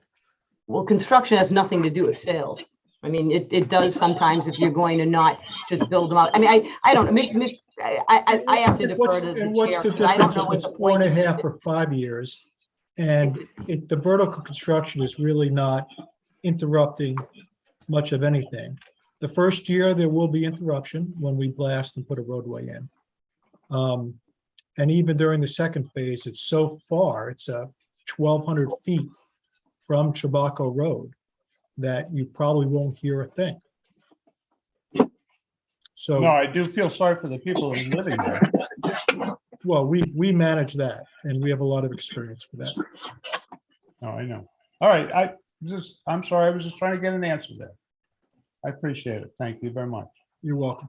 Well, Ms. Mann, I think you were going to amend this document to indicate that it was to reflect phase 1 and phase 2, not phase A and phase B. Yes, and I just got a text message from somebody that basically said the vertical construction of the first 12 units actually does encompass, it is only the vertical construction of 12 units. The balance of the 400 days in the second phase is the construction of the rest because we're selling 12. So we're juggling the times. But yes, I am going to update this. I'm going to send it back showing phase 1, phase 2, because it's confusing. Well, it says in phase 2, vertical construction units of phase B. So that I know I've got to fix that. You know, we confused A and B, and I apologize. So is it possible, I know it's late and I know the board wants to get the hell out of here, but if I could have 5 minutes to just go through and correct some of the inaccuracies that were stated, I promise 7 minutes maximum. I'm fast and I can do it. try and make it 5. I love that. Okay, Ms. Coach, 5 minutes, let's go. So the trails, relative to the trails, the requirement to install is most certainly an obligation of the developer and will be documented, as is always the case in a conservation restriction that requires the development of those trails to serve the passive use. I've done a number of these. That is the methodology that is consistent throughout with open space subdivisions. The trails that are currently on the property are not trails. They are not established. They are not open to the public. They are not considered anything under your bylaw because under your bylaw, they do not exist because there is no such thing as common use adverse possession. It is a legal non-entity. You cannot establish any kind of adverse possession via common use. That's it. With regard to the connections of the trails, we intentionally ensure that the trails do connect. So when you see the green trails, you see the purple trails, we intentionally made it such that there is a circuitous route that people can travel entirely on and stay within the subdivision and then go to the abutting properties. So in fact, our trail plan is actually quite a good trail plan that provides connectivity, allows people to drive to the site, and does exactly what your bylaw requires. Relative to the conventional plan, I have to. Jill, could I interrupt just on the trails? We have trails at Canterbrook. They're built by the developer, maintained by the developer until 75% of the units are sold, and they are part of the Conservation Commission, and it works well today. With a trailhead. And so we already have an example, and Canterbrook is only one of the very many open space subdivisions I've done creating trails. So then let's go on to the conventional plan. I have to respectfully disagree with Ms. Eliason. Your bylaw 100% tells you you have to compare a grid plan to a conventional plan. All I would ask is that you look at section 8.2.31, subsection 7, that refers you to the purposes of the Open Space Farmland Preservation Act, which specifically asks that you compare the sprawl of a conventional plan with the proposed cluster, because the point of all open space development is to consolidate development. And as far as density goes, that is pursuant to the bylaw and your specific requirements. In fact, we don't even take part in the density bonus that is given under the senior housing bylaw. We simply look to have the number that is up to the maximum capacity for a single use, not based on area. With regard to the comments about limited project, again, I have to respectfully disagree. I've done a few limited projects in my day, and Ms. Rimmer is 100% correct in the fact that you have to demonstrate certain things. That roadway connection that actually provides access to the septic system area is the only way to access that upland, and you most certainly are entitled. And the reason the DEP promulgated that particular policy was in fact to address the issues relative to subdivisions and the need to have roadways that are throughways that can access various properties that are upland, and you are entitled to more than one limited crossing. In fact, a limited project is referred to as the entire project requiring one or more crossings. So with regard to Mr. Emery's walk and wash, we actually bring water. So Mr. Emery, I apologize, Mr. Durkin had shown you, or I had provided for you a vision of that blower thing, that irrigation system. We truck water in because we have to dust down the site. There's no water available to us yet. So we actually have trucks come in and we spray the area, and that's what we're going to do. And the reason, usually construction, by the way, is exempt from those quota, but I think Mr. Smith will agree that we're not attempting to create a problem and have people believe that we're trying to gain preference over what is the norm for people in Hamilton. That isn't the case. Relative to monitoring, 1 year post, 1 year during, 1 year after, that's fairly substantial because, as Mr. Cole pointed out, it actually extends for a period of about 5 years. We're testing in the appropriate course. The construction management plan, which is the SWIP, requires additional testing, and the Conservation Commission requires testing on an ongoing basis to ensure that we do not contaminate wetlands and or affect them.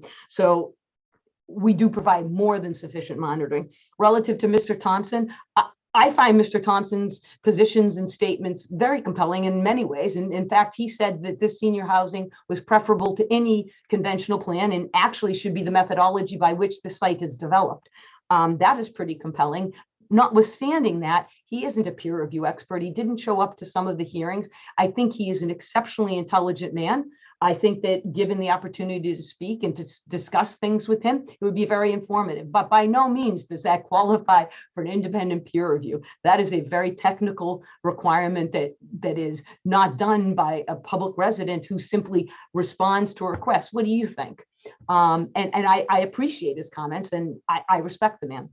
As far as the use of tobacco, at absolutely no point did we try and limit what our use was going to be. We are not going to use it for construction. I can't stop a guy who's an employee at site parking his vehicle on the street because his wife's pregnant and he wants to be able to get going if she goes into labor, okay? Give you a really far-fetched example, but my point is there are going to be instances where a construction worker would want to park his personal vehicle on the street. That's not untoward, and that's not irresponsible, and that's not burdensome to the neighborhood. It might happen, and I simply pointed it out because I don't want to mislead someone. But the point is staging, which is in my letter, equipment, materials, it's all going to be on site. That's why we have that A-B that shows how we develop access.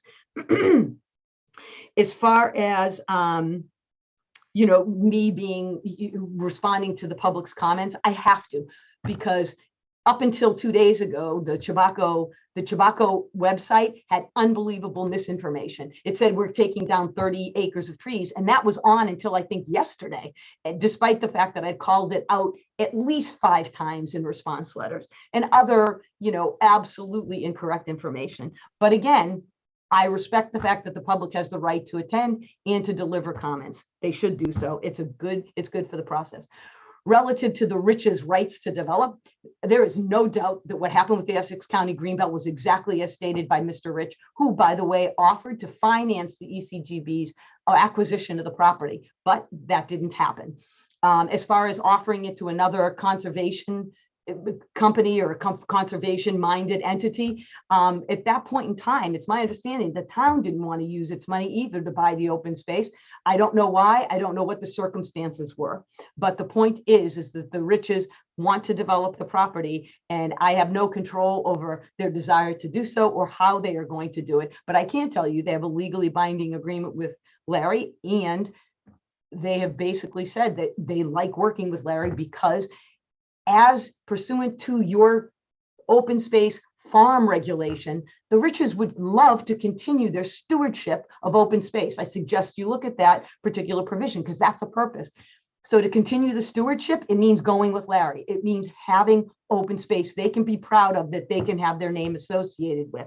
That's continuation of stewardship. That's the purpose of the Open Space Farmland Act, and that's one of your finding requirements. I have, you know, as far as the other public comments and Mr. Cole's, you know, protestations, I understand he's the closest to butter, and he is, you know, basically the managing and the creator of the Chabaco Save the Trails Foundation. So I guess I would just let that, you know, the record reflect that is the case, and it is what it is. I think I went 6 minutes. I'm done, Ms. Crouch. I tried. Thank you. Does anyone have any further comments, questions, discussion points? Hearing none, we will then move to the next item on our agenda. And Mr. Boroff. Pardon? Yes. I'm sorry. Before you move to the next item on your agenda, are you going to continue this matter to another meeting? I'm going to do that after this item and one more item, and you will see why in just a moment. Okay. So, Mr. Boroff, Town Council advised me to have you read your email that you sent to all planning board members on May 21st to read that email into the public record. So I'm assuming you're aware of this and have that in front of you, and I would ask that you do it now. Okay, I'm ready. Hello, Marnie, Patrick, and all members of the planning board. We are seeing a number of posts from the community members suggesting that we, the planning board, deny the permit for the Chabaco property. It is my understanding that such a decision by the planning board is not possible given what I would consider, quote, normal circumstances. It may be very useful and productive to discuss this at our next meeting. It is obvious that the community needs to understand the limitations of the powers of the board so that we can receive more productive requests and can better respond to them. As it stands now, we are not receiving requests that are of value to us or the community at large. At a minimum, we need to state and discuss the real powers of the board, such as condition, quote, condition permits. Second, we need to do the same for, quote, powers we cannot do, like deny, quote, special permits. Thank you, Richard Boroff. Yes, in response to Mr. Boroff's email, which, as I'm sure the attorneys here recognize, incorrectly states the standard for the issuance of special permits, Town Council Robin Stein will be advising us on the public record of what the actual standard is for the issuance of special permits, which, as again, the attorneys here know, does involve some level of discretion on the part of the planning board. So we will explore that topic at a later date, probably before the board begins its deliberations. And then the next item on the agenda is. Thank you, Marnie. You're welcome, Richard. Is our agenda for July 12th. And as we all know, we have talked about that date being used for final statements by the applicant and by Save Chabaco Trails and Watershed and any members of the public who wish to be heard. So I would like to get input from the attorneys here, as well as any thoughts or comments from members of the board as to how we should approach the agenda for July 12th.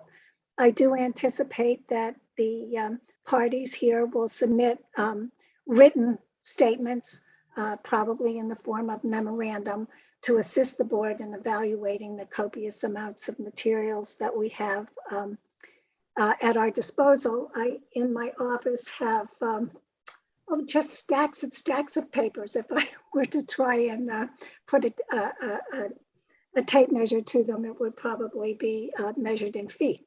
So with that said, I would ask the attorneys to give me an estimate of how much time they think they will need to make a presentation to the board.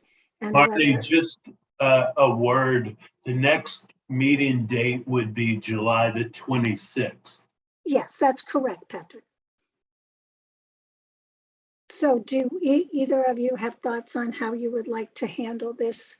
I would like, as you will be the presenters, I would like to get your thoughts on this matter. Well, I think we had, I'll let Ms. Mann reply first. I just, what would be the delivery requirement? I mean, usually we don't present closing arguments in writing, but I understand that the board wants them because it's such a complicated matter. So when would you want to see them? As before, 1 week?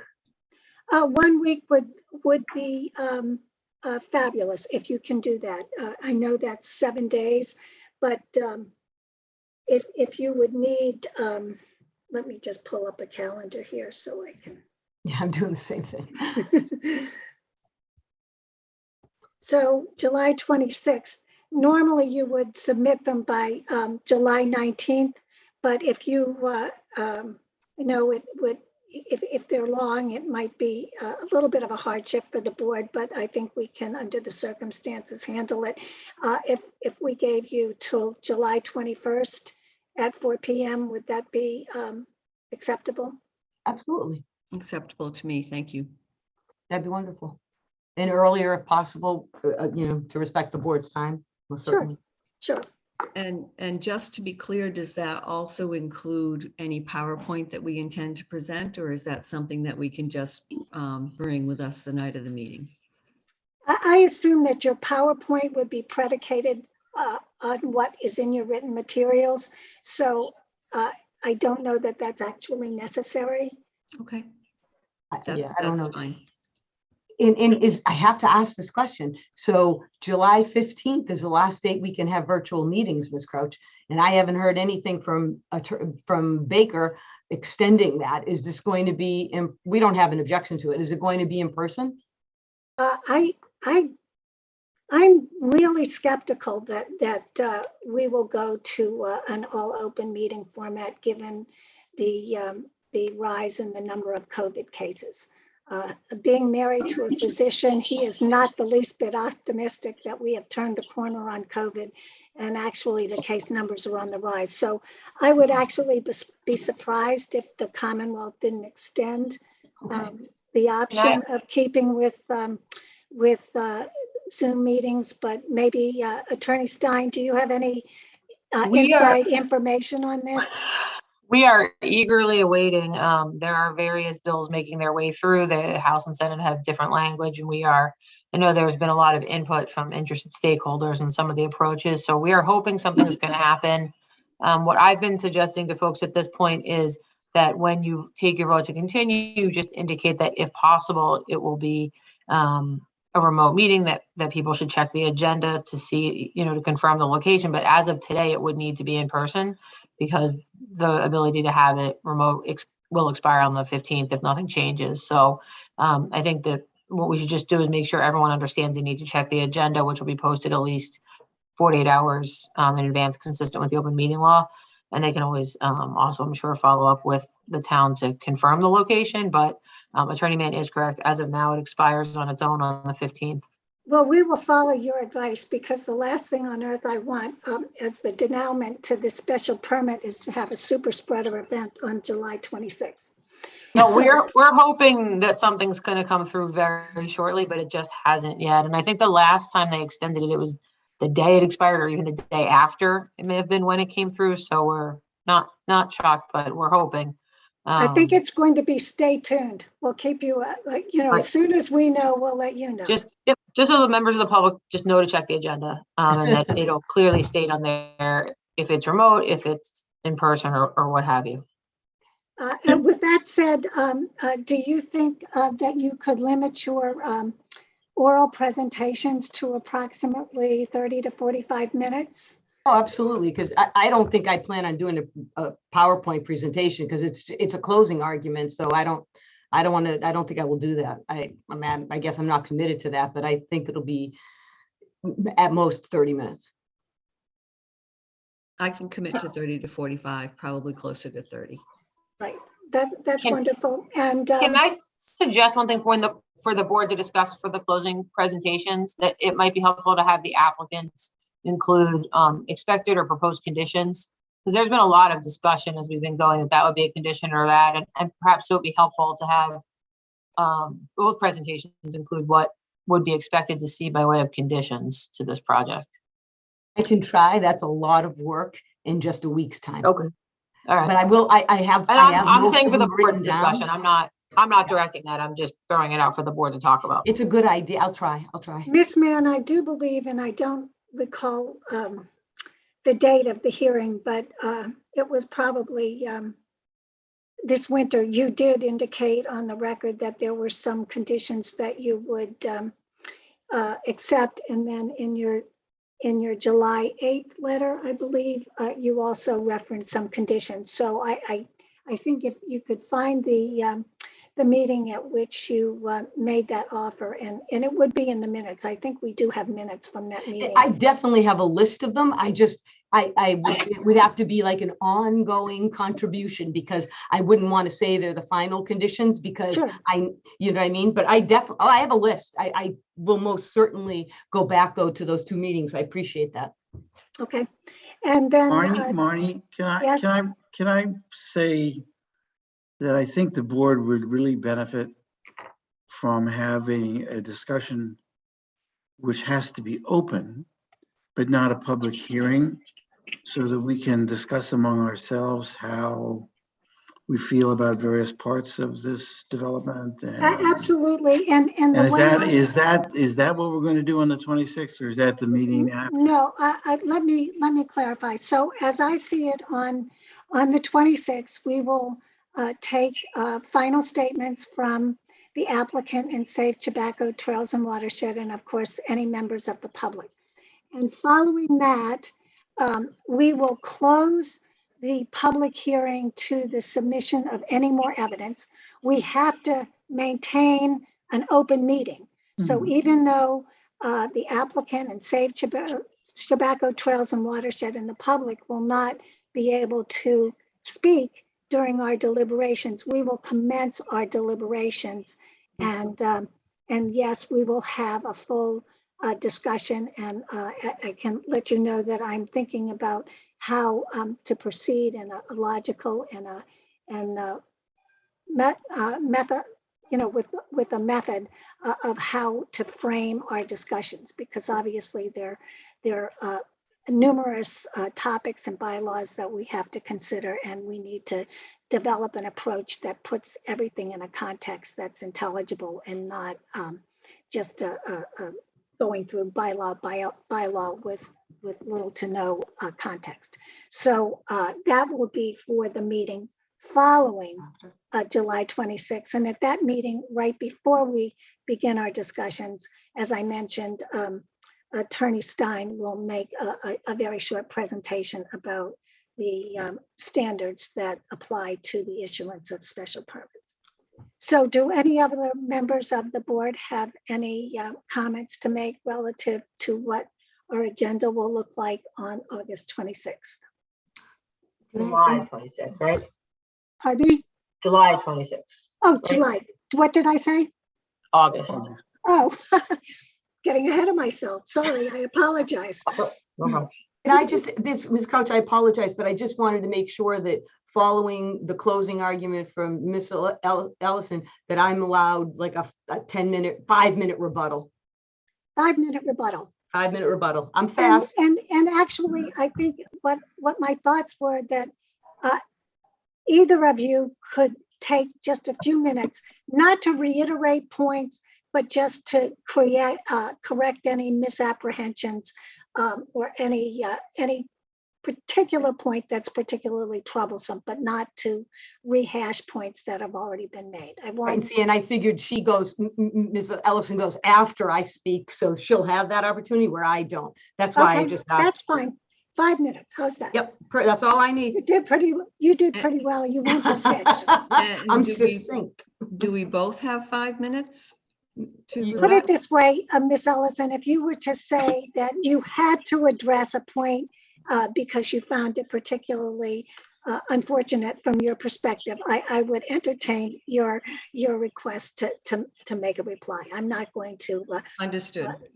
close off anybody's opportunity. This is it, you know. So I thank don't you. want to cause anybody to, you know, wring their hands that they didn't get to make any final points. Thank you. So I think with that said, I will entertain a motion to continue the public hearing on the special permit application of Chabaco Hill Capital Partners LLC to continue this, continue the hearing until July 26th at 7 p.m. via Zoom. And if things change, you will be notified that it's in person if that's the case. Marnie, Yes. there's a question from one of the, from an anonymous attendee requesting that the next meeting on the 26th, she believes it is important for the planning board meeting to discuss the Chabaco Woods proposal should be in person so the public feels their input has truly been heard. I just want to make sure everybody, if people didn't see That's that. going to be up to the Commonwealth because as everyone here knows, the memorial room is just simply too small to accommodate the number of people who will be attending, Especially during a pandemic. especially during a pandemic. So you made a request for a motion, so moved that we continue the hearing to July 26th at 7 p.m. I second. Okay, so we'll do a roll call vote. Richard Boroff, Richard Boroff, aye. Rick Mitchell, Aye. Jonathan Poor, Aye. Emil Dahlquist, Aye. Bill Wheaton, Aye. Pat Norton, Aye. and Marnie Crouch, aye. And Corey, as you're an associate, an associate member, and you will not be voting unless someone misses a meeting. I didn't call on you to continue that hearing. So with that said, I think the people who are here for the special permit can go and have dinner if they haven't had dinner before, or unwind a little bit before retiring for the evening. We have just a little bit more business to attend to, but there's no reason for you to stay on board here. Well, thank you very much. Good night. And by the way, it poured. It was raining cats and dogs during our presentation. Oh, I don't know if it rained here. I hope Oh, it did. it poured here. Woo. Thank you very much. Well, I Thank you. hope Have a so. good evening. Bye-bye. Yes, Good good night. night, Joe. Good night, everybody. Richard, we're not done yet. Oh, Oh, please. So we have further board business on a potential amendment to the stormwater management bylaw. And I know, Bill, you had a proposal, which I had in front of me, but have now somehow misplaced among all my papers, to, here we go, amend the stormwater bylaw, which is a town bylaw, not a zoning bylaw. So it would be a change with respect to the slopes. And so I don't know if at this point we want to discuss that proposed change. There's other language in the stormwater bylaw that I think we will eventually have to address. In particular, it's in section 4, and that is the language. I'll actually read it. It's simpler to do it that way. It says a permit from the permit authority shall be required for any construction activity, including clearing, grading, and excavation that results in a land disturbance that will disturb equal to or greater than 1 acre of land, comma, or will disturb less than 1 acre of land, but which is part of a larger common plan of development or sale, which will ultimately disturb equal to or greater than 1 acre of land draining to the town's municipal separate storm sewer system. So I think that language, part of a larger common plan of development or sale, needs to be defined in a way that makes it crystal clear that someone who owns one or more parcels that are either contiguous or close to one another cannot evade the applicability of the stormwater management bylaw simply by clearing less than 1 acre of land. So with that said, there are numerous issues that we might want to consider, and we might want to do that at an earlier point in the evening, but I will leave that to a discussion or comments by members of the board. Johnson, you thought we should wait and do a more comprehensive review? Well, one idea that you had was you brought in the idea of steep slopes, and you also brought in the idea of reducing area. And reducing the area is somewhat easier. Steep slopes are a little more complicated in that they first need to be kind of defined better. And we need to be careful that we don't accidentally create something that has more confusion and complexity, you know, in terms of what percentage is the steep slope. And, you know, there's a lot more nuance that's worthy of exploration in that. So I applaud the initiative, and I think it needs a little more care to be brought forward. I completely agree with that. When I was coming up with that, I said, how does steep slope defined here? Maximum, minimum, average, you know, yes, sure. There's needs to be flushed out. Yes, so definitely a worthy exploration, and I would definitely support it, but it's a bit more complicated. Not to mention that the would have to go through public hearings and be submitted for a warrant that closes on August 1st. Absolutely. Actually, Rick, I think that the town bylaw does not have to go through the public hearing process. The zoning bylaw does require that process. At least that's my understanding in speaking with Attorney Stein.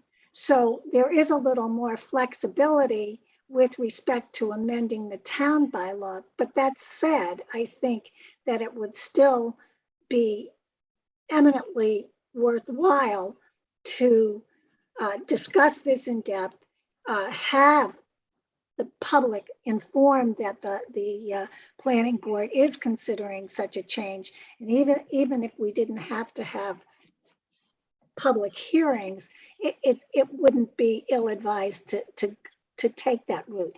But I think in any event, for us to try and get something for the by August 1st for the warrant is impossible.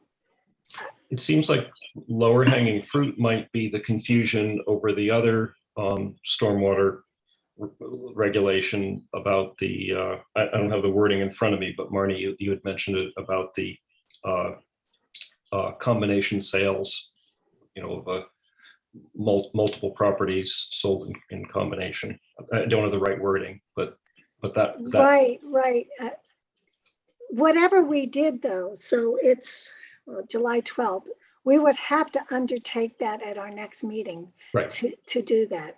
Right, but that's easy. That's an easier, I think, discussion than what Bill is proposing. Again, I support both initiatives, but I think clarifying the wording that already is there would be an easier task, and then a longer term task would be to tighten up the metrics for when the stormwater special permit is triggered. Any additional comments with respect to that? I'm happy to do either. Yeah, I would agree with that procedure. I think that's the right way to go. I'd like to see the change at one time, not do it piecemeal, but if we don't have an immediate deadline to get to a public hearing or an approval at a town meeting, then I think I'd like to see it all taken care of at once, but we do have some open questions though. I think it has to be approved. Patrick, maybe you can help us here. Whatever we did to the town bylaw would still have to be approved at town meeting. It just doesn't have to have the public hearing process like a change to the zoning bylaw. So we'd still have to make the warrant by August 1st, which I see what you're saying. Okay. I think that's Okay. really ambitious with respect to Yeah. what's on Yes, our yes, agenda. I agree to. And frankly, I think that we need to have a civil engineer look at it as well. Absolutely. Yeah. The mechanics of it, the process of it. Agree 100%. Okay, so we can take that up at a later point in time when we have the advantage of being a little fresher in terms of our focus than we are right now at 10:40. Okay. So unless anyone else has any additional board business or any reports that they would like to make, I think we can entertain a motion to adjourn. I can just inform everyone that Harbor Light Community Partners has been before the Zoning Board of Appeals, both for the Asbury Commons Chapter 40B project, the 45 units on Asbury Street, as well as for a change of use for the dormitory units at Gordon Conwell Theological Seminary, but there has been no definitive resolution of either issue. So anything further? Rick's clearly still in his RV. Where are you now? Do we get to ask that? Yes, you can. He's at Casco Bay. Bill? He's not here. Okay, I make a motion that we adjourn. Do I have a second? Second. Well, when I call your name, please advise me whether you assent to this motion. Pepper, thank you for showing up. Sorry, I was late. That's okay. You can vote on our motion to adjourn. I vote aye. Richard Boroff, Aye. Rick Mitchell, Aye. Jonathan Poor, Aye. Emil Dahlquist, Aye. Bill Wheaton, Aye. and Marnie Crouch, aye. So I think we stand adjourned. Okay, everybody. Thank you Have a very good much. evening. Thank you.